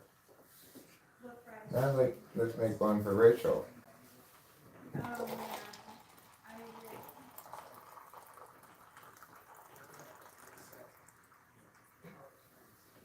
agree. Okay. It's important to put the creamer in first before the cream, because the cream cools down the coffee. And thereby inhibits the melting process of the creamer. You want to pour a good amount of creamer in there. Stingy with the creamer, or you're going to end up with an creamed cup of coffee. You're going to want to do a little stirring here. Yeah. Using your stirring finger, a stick, and the powder and the liquid. And then last, as a finishing touch, you're going to add a little heavy cream. That's right. Delicious. Next, you get a lid. Ideally, 2 lids. And you put them on your 2 coffees, as per me. Then, you let the cat out. Out you go, mister. Then, you put the cream away. Why? Because cream is one of those things that needs to be refrigerated. By keeping it cold, we retard spoilage. Spoilage is one thing in life that we generally like to retard.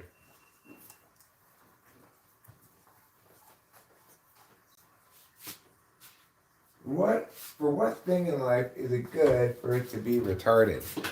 Spoilage. Like, what kind of spoilage are we talking Good about? job. Like how refrigeration retards spoilage in food. Yeah. Interesting. Decay. Slows the process down. Okay, so I love spoilage.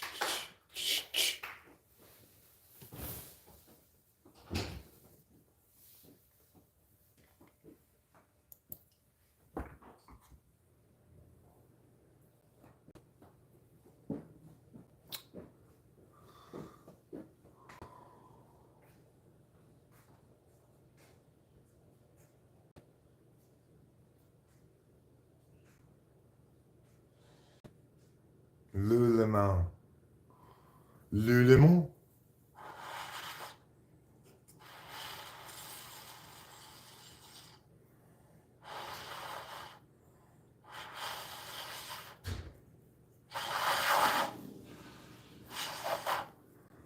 Lululemon controversy over certain customers' comment explained.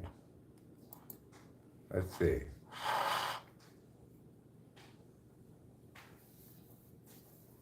Not everybody's cut out for our brand.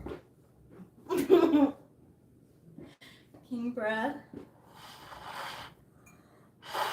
Well, some bodies just don't actually work, and Lululemon's yoga pants, okay?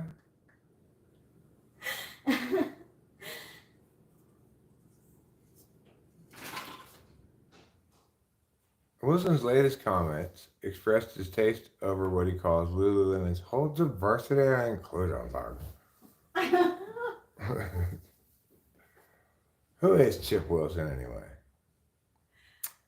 Let's see. In 1987, he founded Lululemon. He was inspired to start the company by his love of yoga and the belief he could create a perfect athletic garment for women. What does Chip Wilson say about certain customers?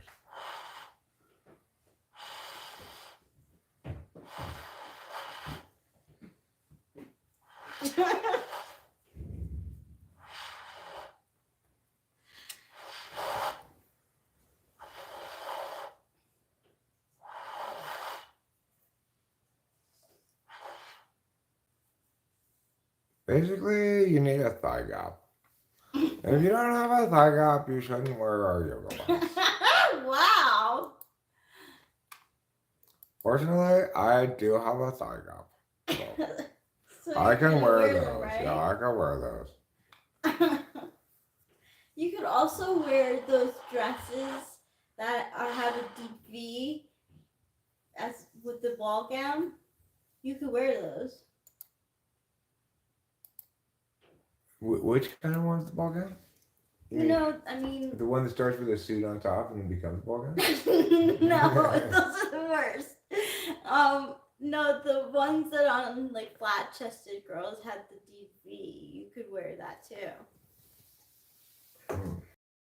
I mean, that would be like a Lenny Kravitz. Why did Chip Wilson name it Lululemon? Well, Chip Wilson, huh? so it would sound Western to Japanese buyers? I never thought it. He found it funny to watch Japanese people try to say it. Wow. Frankly, Lou, I don't have a problem with that. I think it's ridiculous, but I don't think it's not cool. I just think it's ridiculous, you know. Ramen. It's funny. I never would have guessed that. I wouldn't have guessed that either. Wow. That's crazy. That brand is so popular.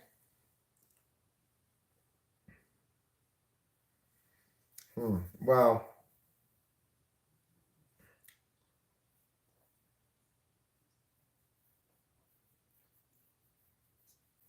Thanks, Luminix. I feel that way about like certain celebrities too. Like they wouldn't be my friend. Like I wouldn't have them as a friend either. Ghibli Studio is the best. Was not the worst. Yeah, I mean, I'm with you. He sounds like a douchebag, you know. Thigh gap. But regarding the naming thing, I think it is kind of funny, you know. Okay, so like, can I try to create a thigh gap? Let's see.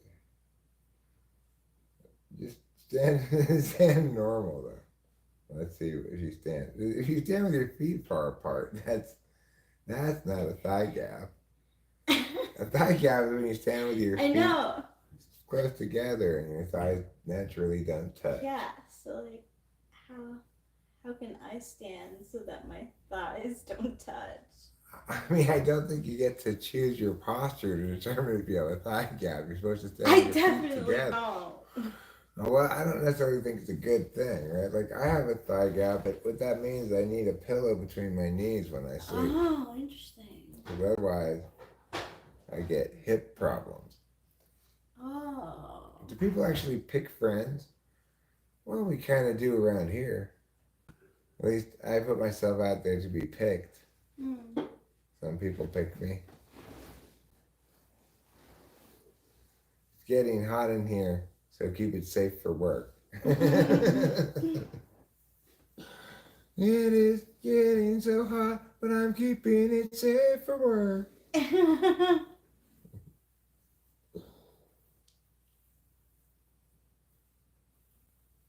You have a thigh gap and a knee gap? I have a butt gap. Do you know my butt is split into two cheeks with a gap in between?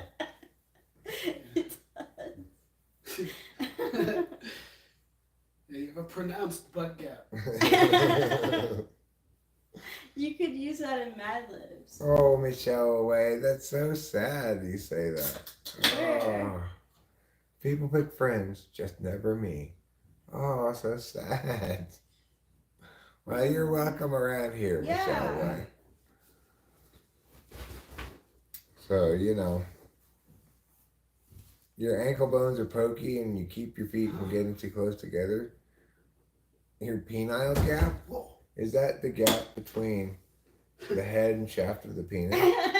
You get like a little canyon.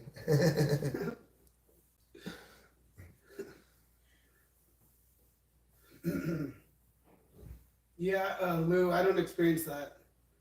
Pokey ankle bones. I do. I've got pokey ankle bones.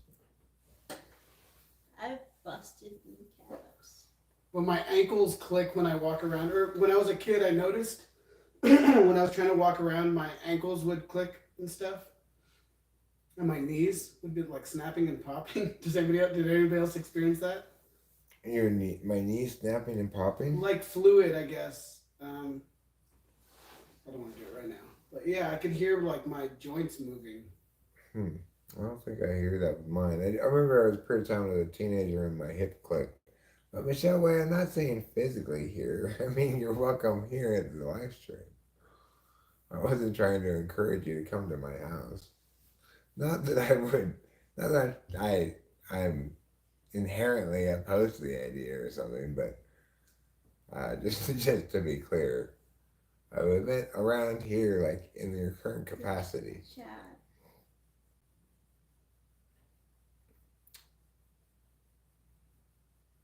5% of women have it naturally. Okay. How many men have it naturally? Do I? Is it desirable in men? Yeah. Is it desirable? That's a good question also. But also, do I? Don't answer that. I tried to make a pose where I didn't have a thigh gap. My legs have to be very far apart. Like, I definitely do not have a thigh gap. Barbie kind of has a thigh gap. Poppy shin. Poppy shin? Poppy Oh, shin. Poppy shin. Your knees pop. Oh, Poppy Shin kind of guy. All right, it's a San Antonio thing. I just like used to like You have San Antonio shins. Poopy shins. Your calves don't touch. You know, today you're a bit bow-legged. What if you touch them together? Do they still not touch? It's because you spend so much time riding horses. That's the only explanation for bow-leggedness. Oh, interesting. That gap is about the width of your hips. All right. Let's play Beta Quadra Show. Ooh. I'm gonna go outside. All right. Okay. Let Beta Quadra go wild. There. Oh my god, I literally am the chair. Say stuff, y'all. Or don't. Whoop. Fucking weird. How did I never notice this? I'm almost fucking 49. Thank you, show. Well, my next movie. Yeah, you got a head gap.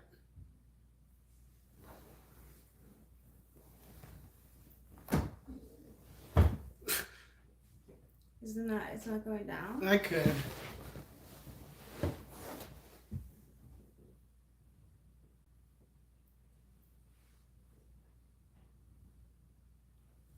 Moshidia. Okay, that's what Acacia was saying earlier. I didn't get it. Shedia was show media. No dancing, or unless you want to dance for them. Start dancing. Juggling. I don't know how to juggle. Or jiggling. Jiggle. Acacia's upstairs.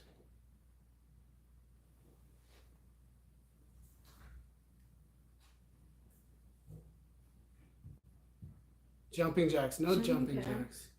Moshidia. I would definitely like knock into the chair, the table over here. Rubes, I want to see some breakdancing. All Latinos are good at poppers and lockers. I could probably lock a pop. I'm not gonna do it, but I probably could. Crush and snort some orange Tic Tacs. That would be cool. Or I would just like try to swallow like 20 at once. Yeah.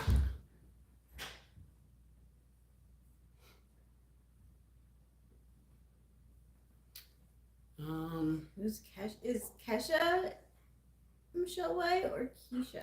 Keisha. Oh, neither? Oh, Acacia.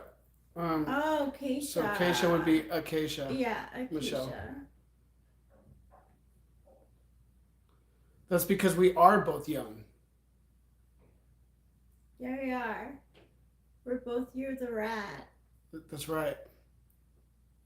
January rats too. Do you look young, show media? You fellow rat. Are you as rat-like? Physically? As me? So to be a frog is to be short, soft soft kneecaps.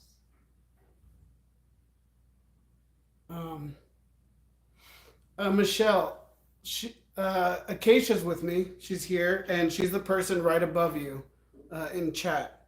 UHKAYSHA. Hey, Dulls. Dulles. I know that Ruben and I are the same year, Luminix. I don't know about show media, but I know he's a rat. He's a few years younger, I think.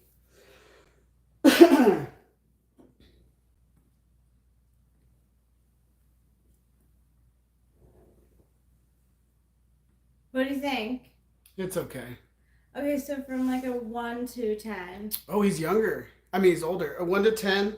10 being like my thing. You're 84. Oh, we're all around the same age. We're all the same rat. Wood rat. Yeah, we're part of a cult now.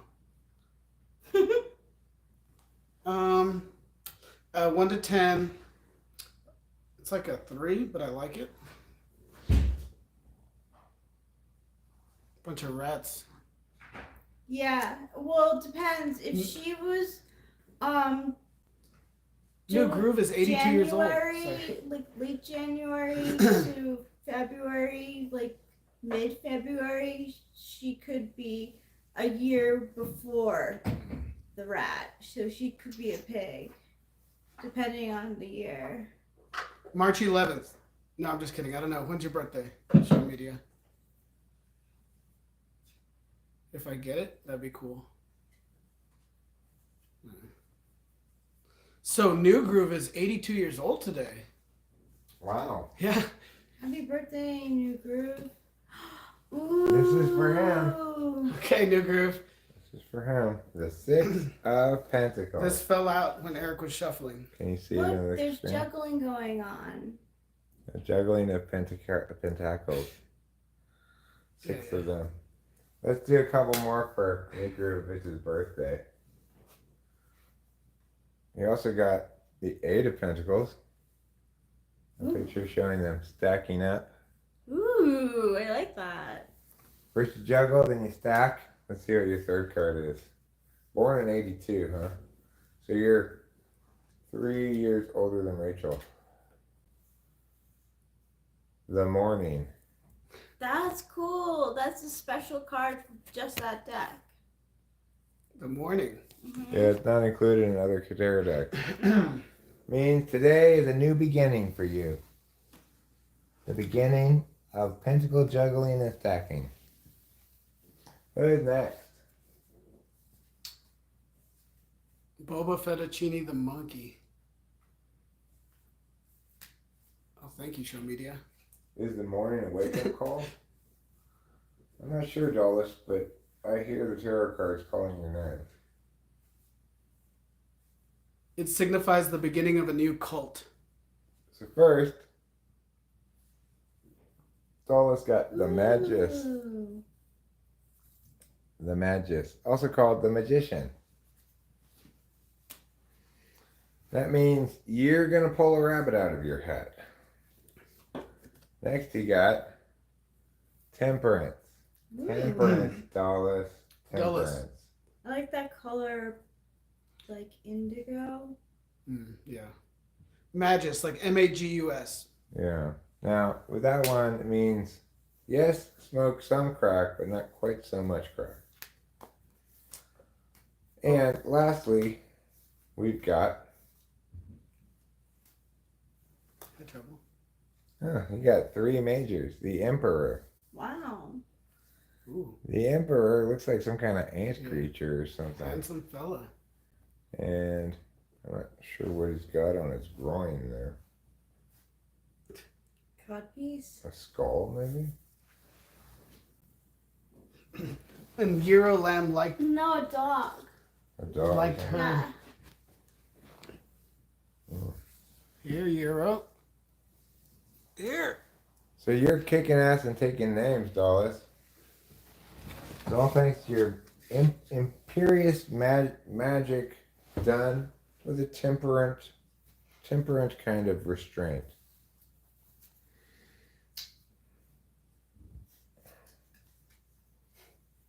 Let's see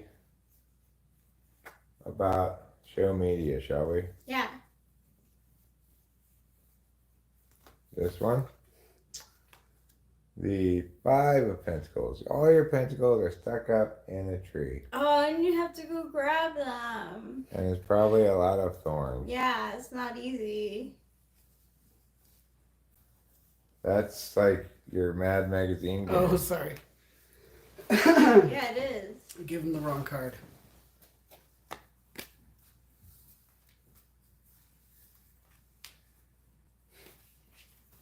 Okay, this one. The 9 of Torches. Wow. Nice. She's like got her own torches on fire and then Survivor 8 vibes. rods like holding back. What kind of is like got 8 extra torches in case the first one burns out. Yeah. You think? I Is that can't really correct? see the picture that well because I don't have my Yeah, let me- glasses. The first thing I thought was that 8 have burned out and now it's her turn. But you can see. No, they haven't been on fire. But her last card is the Queen of Torches. Or his last card. Show Media's last card. Queen of Torches. So even if that lady runs out of fire, she can get some from this lady. Alright, Show Media. That's your cards. Now, let's do Lou. Lou, are you ready for me to do you? The power of the tarot inside of us? Let's see. Oh, that's a twofer. Never take a twofer.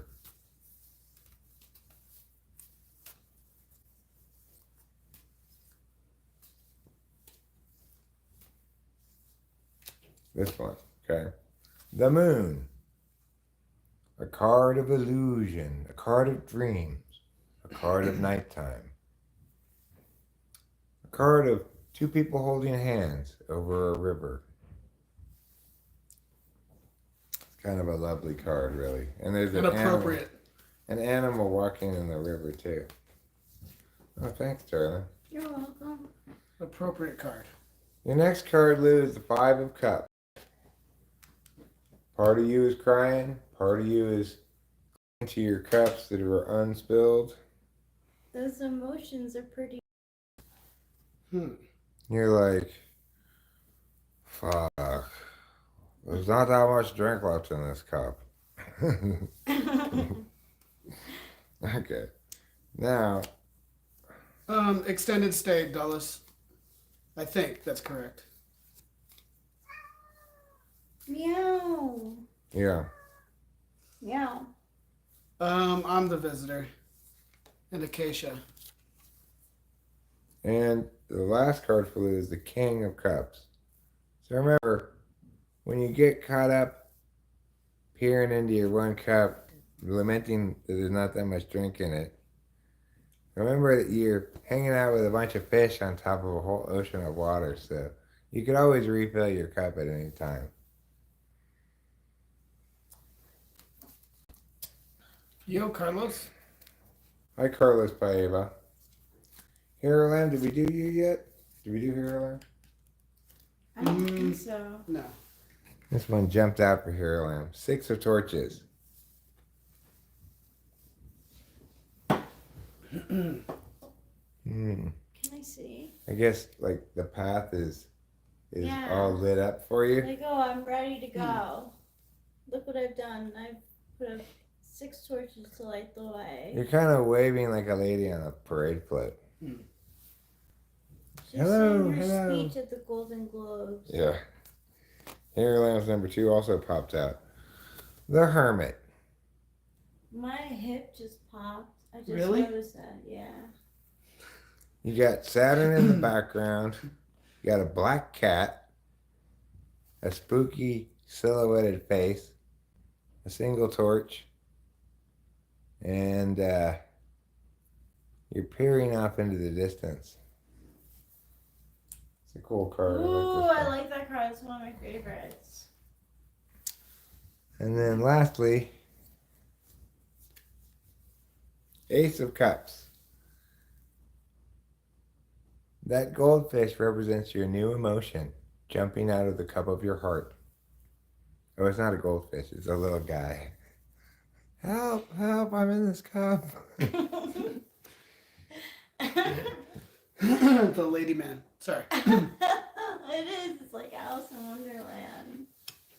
All right. Okay. Now should we do us? Yeah. Okay. This one's for Ruben. Check this out, y'all. It's going to be the true cards of destiny for Ruben. This literally defines my whole life right here. Defines your current life. Okay. Literally. The Sun. So, right now, you feel like the wiggling octopus in your arms is the sun. Yeah. Exactly how I feel. And look at these two at the bottom, too. Oh. I know which one's Acacia. That's great. I see what the second card for Ruben is. Comes right out. Oh my God! Look at that.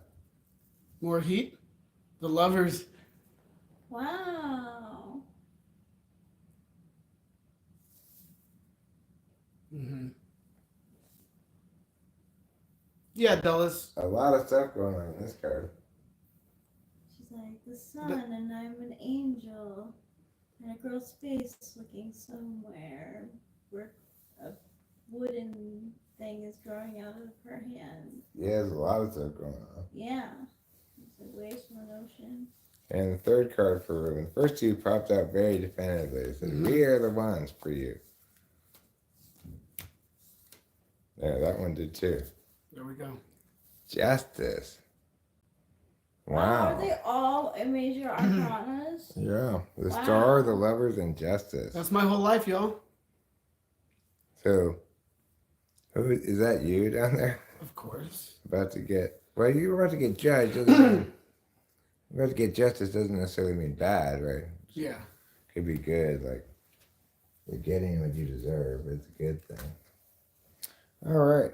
Well, that was a powerful read for Ruben. Powerful. Let's see what Rachel Strauss gets. Ooh. Formerly Rachel Lapalissa. Well, she gets the 9 of Torches. There it is. That's interesting. So That kind of looks like me. it does kind of look like you. Yeah. And then, oh, this one came right up. The Princess of Pentacles. Hmm. Holding your pentacle like a baby. With a Taurus behind you. Yeah. And then, this one came right out. Death. Is that good? I mean, it means a lot of different things depending on context, you know? Those are cool colors. Hmm. He could be like going to the rescue or just like doing his job. Being dad. Battery power 5%. Thank you. Oh, good notice. I'll just do me and then we'll call it a stream. Or I guess I should do Acacia too. Let me plug this in. What do you think the death meant, Eric?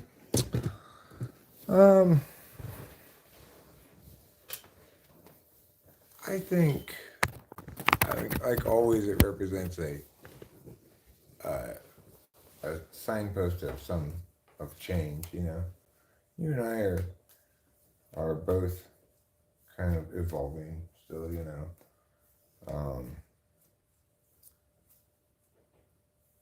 You're not very good at determining which of your experiences seems to link to like whether or not you feel like I tend to feel like I'm going through various chapters and stuff. And I don't think that you necessarily view yourself in that way. This is the first card for me. Princess of Torches. Mm. I'm feeling pretty confident about avoiding all the magma. Yeah. Like, you know. Hi, Kitty. So, Rachel, are you saying, or are y'all saying that you view your life more in like chapters? You not as much. Is it that you feel like you're the same entity through the whole thing, or that you're just not making those chapters? Because I'm not necessarily either. I also got the 9 of Torches. I definitely. I mean, think of my like high school age and 20s, but not really. Yeah. No, I don't think a lot day about to that, yeah. day, honestly. Ooh, what's that? Princess of Swords. I got 2 princesses. Ooh. Oh my gosh, you're the same one as me. And I got the 9 of Torches. Wow. So there's a lot of fire going on in Yeah. this Yeah. cartoon. Like for example, I might see. I tend to think of it like, okay, well, we had this phase that led up into Thanksgiving, and then that chapter kind of ended with our learning that the people were going to construct across the street. That launched a chapter where we were foraying into possible real estate deals, and then there was a chapter when we stopped doing that, and we had a little stretch of time where we were kind of like not doing anything. Then we fell into a rush to get ready for the Christmas thing, you know. Then there was the stretch of Christmas time, which included the home visit, people being here for varying lengths, you know, a little before and after that. Then there was kind of the recovery period between then and Christmas, and then this launches the chapter of when Ruben and Acacia are here, right? So I tend to go in a linear fashion like that, but organize things in terms of chapters based on what was the primary matter of concern during that period of time. Actually, kind of relate with that, but maybe I don't think about it until, like, if I actually think about it, I might group it like that. But I don't know how much I actually do. So, you know, this card may represent for you the death of the previous chapter and the beginning of this chapter. You know, like it may represent the changing perspectives and feelings you have in the new year. You know, it could represent any of those kind of things. But because you don't really define your chapters like I do, then it. Well, I mean, obviously, it's mostly done retrospectively for me as well. But I will do it sometimes, like in the middle of having the chapter occur. Obviously, I'll note sometimes, like, oh, this is some crazy shit going down right now. But I won't necessarily have it fully structured into a sequence of chapters until I'm sure it's done, right? Yeah. Sometimes it's not necessarily clear right away. So this one's for Acacia.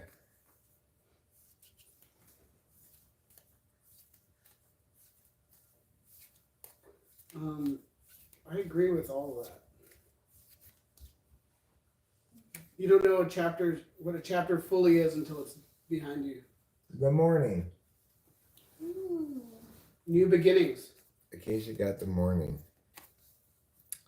Acacia also got the two of torches. Should we go to the store? Or wait until tomorrow? What is two torches? A choice between two things. It looks Oh, like I see. two doors. It's, you know, the lady or the tiger.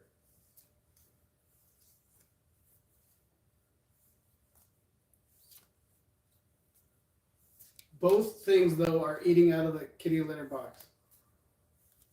Mm-hmm. And that's a twofer. Never take a twofer. We'll wait for one to really emerge as the leading candidate like that. That's a twofer. Can't take a twofer. There, this one. The Chariot. You got two lions pulling you. You're sitting pretty, driving away from the volcano, following the creek to more fertile grounds, I guess. So, there you go. You got the morning, the two torches, and the chariot. I'm not sure. What cards you got? I got some fiery stuff. There was the lovers. Was the second card. The sun, the lovers, and Justice. justice. Right. The sun, the lovers, and I justice. only remember the Nine of Rods. Nine of torches. We both got that one. Yeah. Yeah.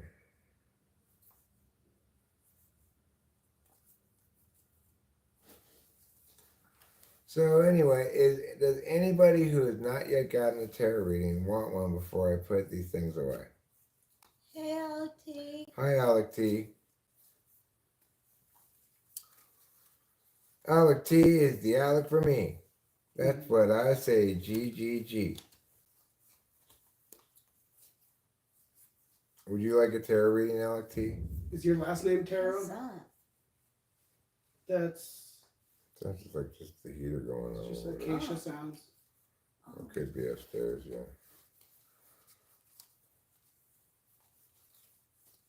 To me, it sounds like when a piece of sheet metal inverts to the other side. What is it? Yeah, I hear. I know exactly what you're talking about. Yeah. I think that's probably exactly what it is too. It's thanks to the heater going on and off. Yeah. Yes. Okay, I'm getting them all right side up. Yeah, Appreciate Keisha. putting them all in right set up. All right, Alec T. If you wouldn't be against it, then that means you're 100% enthusiastically in favor of it. One card popped right out. The moon. So in this card, you see there are two silhouetted shadow statue people holding hands under a blood red moon. It's kind of looking like meh. And then there's some cute animals walking in the river. All right, Alec T. Let's find out what else the tarot has to say about you today. This one, huh? The Queen of Cups. She's pouring a cup full of stuff on her face. She's pouring a cup full of stuff on her face. And she's saying, now that sure is refreshing to me.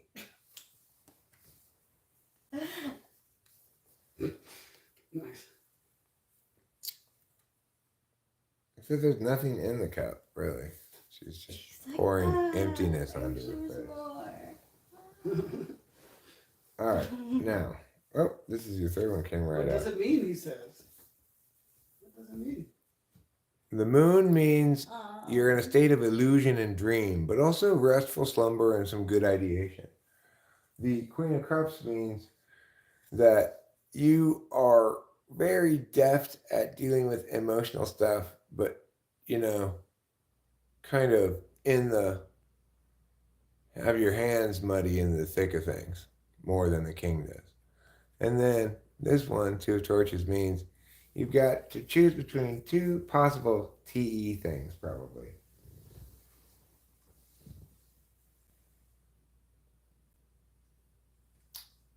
Those two of torches? Yeah. Again. Yeah, two TE things, like, should I put the chains on now before it snows? Or wait till later because I don't know if it's really going to snow that much. Are you guys more likely to think about PB&J or chicken noodle soup? These days, PB&J. PB&J. PB&J. Yeah. For sure, EI last. Would you like a tarot reading? Here you go. You get one either way. It'll be a special moment for us all. You got the Chariot. This one's come up before as well. You're that lady with the red hat because you are part of the Guardian Angels, that vigilante organization. Those were Acacia's last two cards in that same order, also Alec T. And she's also INFP. Now, your second card, EII Oh, never mind. EII last is this one. Oops. Phew. The moon came out again. Why do the same cards keep coming out? That's so interesting. The Chariot and the moon. And then your last card, EII last. This one. The Four of Torches. She's like, ooh, look at those torches. I could use them. And she looks like she's using a jutsu to kind of make them hover, and she's gonna throw them at the enemy.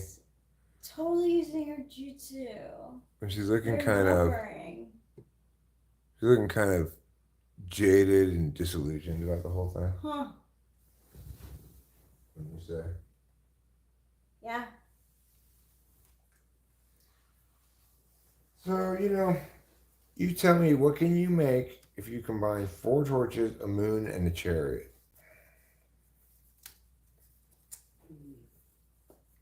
Your guess is as good as mine.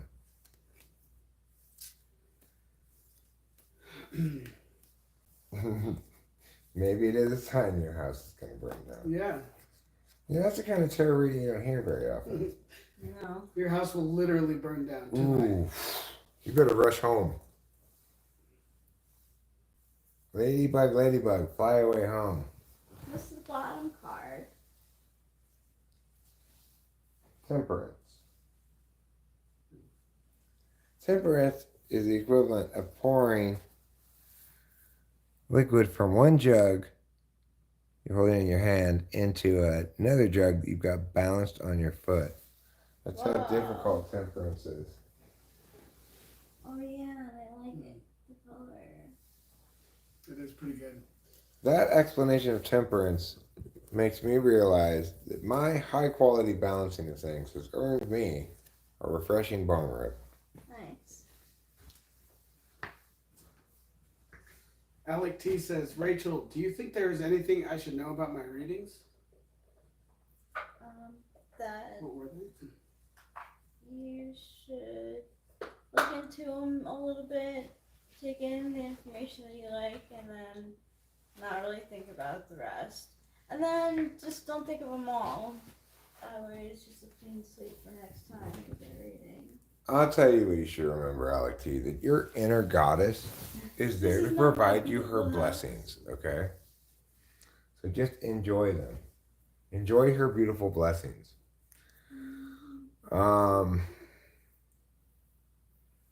I would say the thing to remember about tarot card readings is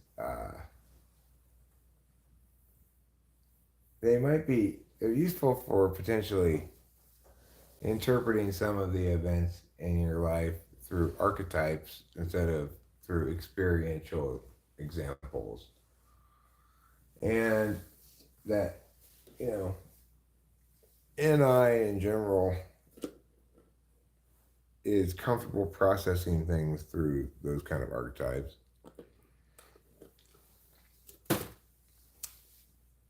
But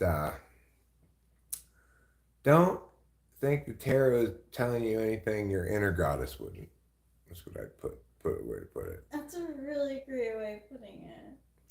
If it's telling you some shit, then you gotta figure you're misinterpreting what your inner goddess is saying. Yes.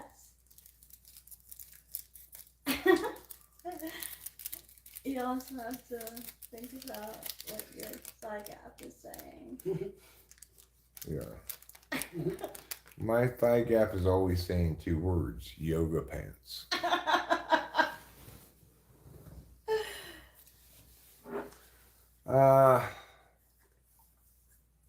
That's a stream ending sound from Eric. I haven't pulled the bong up yet. Yeah, I'm wrapping it up here soon. I would like to find my coffee. Oh, it's over there. It's not that far. Let me just grab that. Oh, I wasn't asking. I know. If I didn't think I was going to scare trouble away, I just wanted to do it anyways. Thanks, Ruben. You're welcome. You're a gentleman, a scholar, and a bringer of fine coffee. Mm-hmm.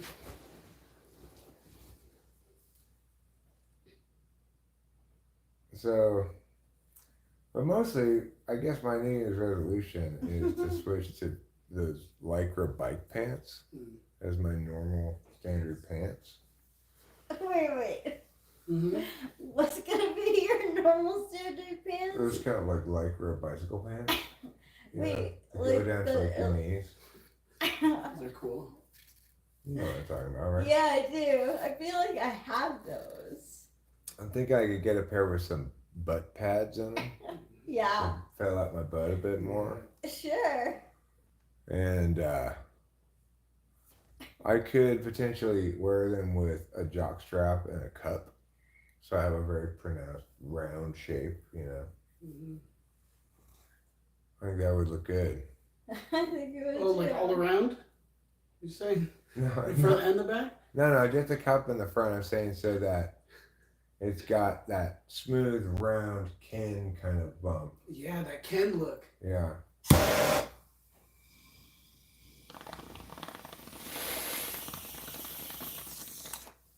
I would want to wear Yoda pants. Yoda pants. Does Yoda wear pants? No, I don't think he does. I think he wears like a wrap. Like a burlap sack kind of cut out for it, a little person. Yoda pants. YodaPants.com.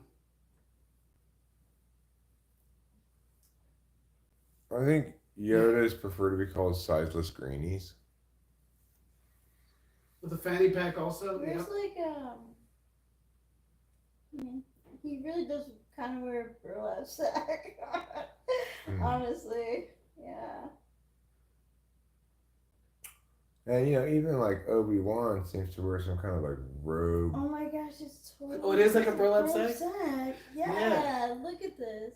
Exactly, that's how I remember it. Yeah, It's a good literally memory. a burlap sack, or like a. Oh yeah, but it's like a Linen. robe. It's not It's just. a robe, so he doesn't have pants. Is Acacia camera shy? I mean, Acacia's absolute values are FISI. So it's what's comfortable and what she feels like. Which are perfectly good ways of making decisions in life. Mhm. Seems more naturally correct than my ways of making decisions and stuff. Yeah. Like, there's a natural order to things, which goes like this kind of.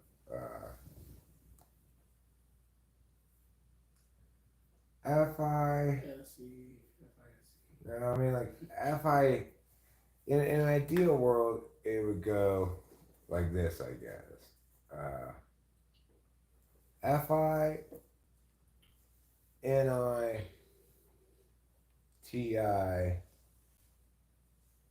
SI, FETE, or TEFESE. And I don't know where NE would come in, actually. NE maybe would be the very first thing, right? Like, or FI maybe is first. NE, TI. So in that case, like, you know what you want first. You got a variety of ideas about how that might play out. You have one idea settle in. Maybe that's NI follows NE. Then TI checks to make sure your idea is legitimate. Then FE sells it to SI then checks to make sure that you like have the time to do it or whatever, that you can fit it into your schedule. And then FE makes sure that everybody else is cool with it. Then TE figures out how to do it, and then SE does it. What does NI do? NI is back at the beginning after you go maybe NE first, then FI, right? Or FI first, then NE, but then NI to resolve the NE into something specific, and then TI to check to make sure it's legitimate. SI to make sure it fits with your experience and your expectations of continuity or whatever. Doesn't necessarily have to be in that order, but it seems like it kind of there's a natural order to things that starts with knowing what you want. So basically be an INFP and then work on yourself. Well, ideally it would be an INFP and delegate the later steps of the process to other people. Mm-hmm. I go, here's some ideas, here's which ones are legitimate. Oh, these ones are the ones you like and these ones are the ones you don't like.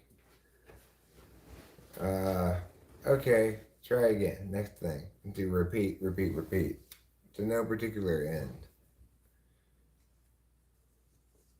FI people don't join the chat as regularly as others. They take their FI breaks. Well, Maybe they're feeling anything ranging from a complicated mix of happiness, sadness, anger, fear, and contentment.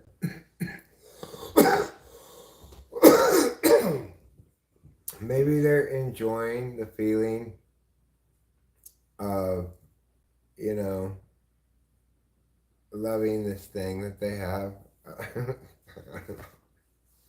It's hard to explain F5 people. They're like an alien species. In their pants. They're like an alien species in their pants. Or they're holding this thing that they treasure. In their pants. They're codpiece. It could be anything, you know. Or, you know. It could be like a fork. Like, oh, Yeah. I love this fork so much. I could just sit here and stare at it forever. It's so true. It could be that, you know. It could be. So it's like touching the thing like that. Is that SI enjoying it? Well, I love this fork. I mean, I'm not sure. I have trouble distinguishing sometimes between. It would seem like what I was talking would be like FI more. Right. You know, I display FI a lot when I pet the cats.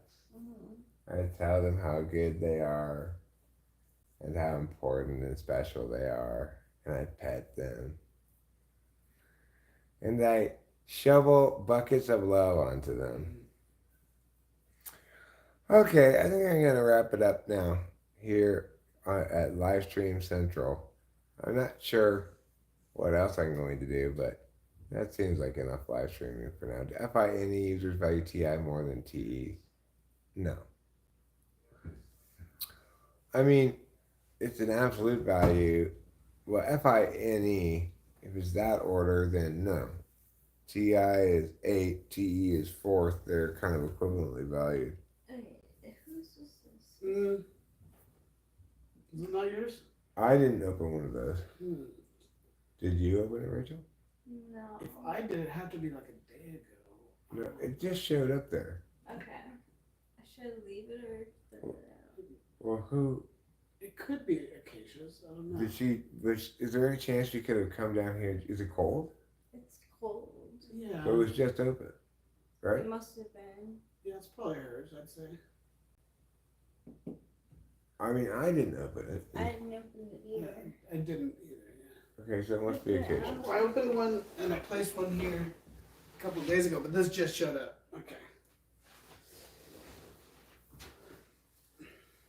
All right. So anyway, Thanks. see y'all later. Bye. Bye. Bye.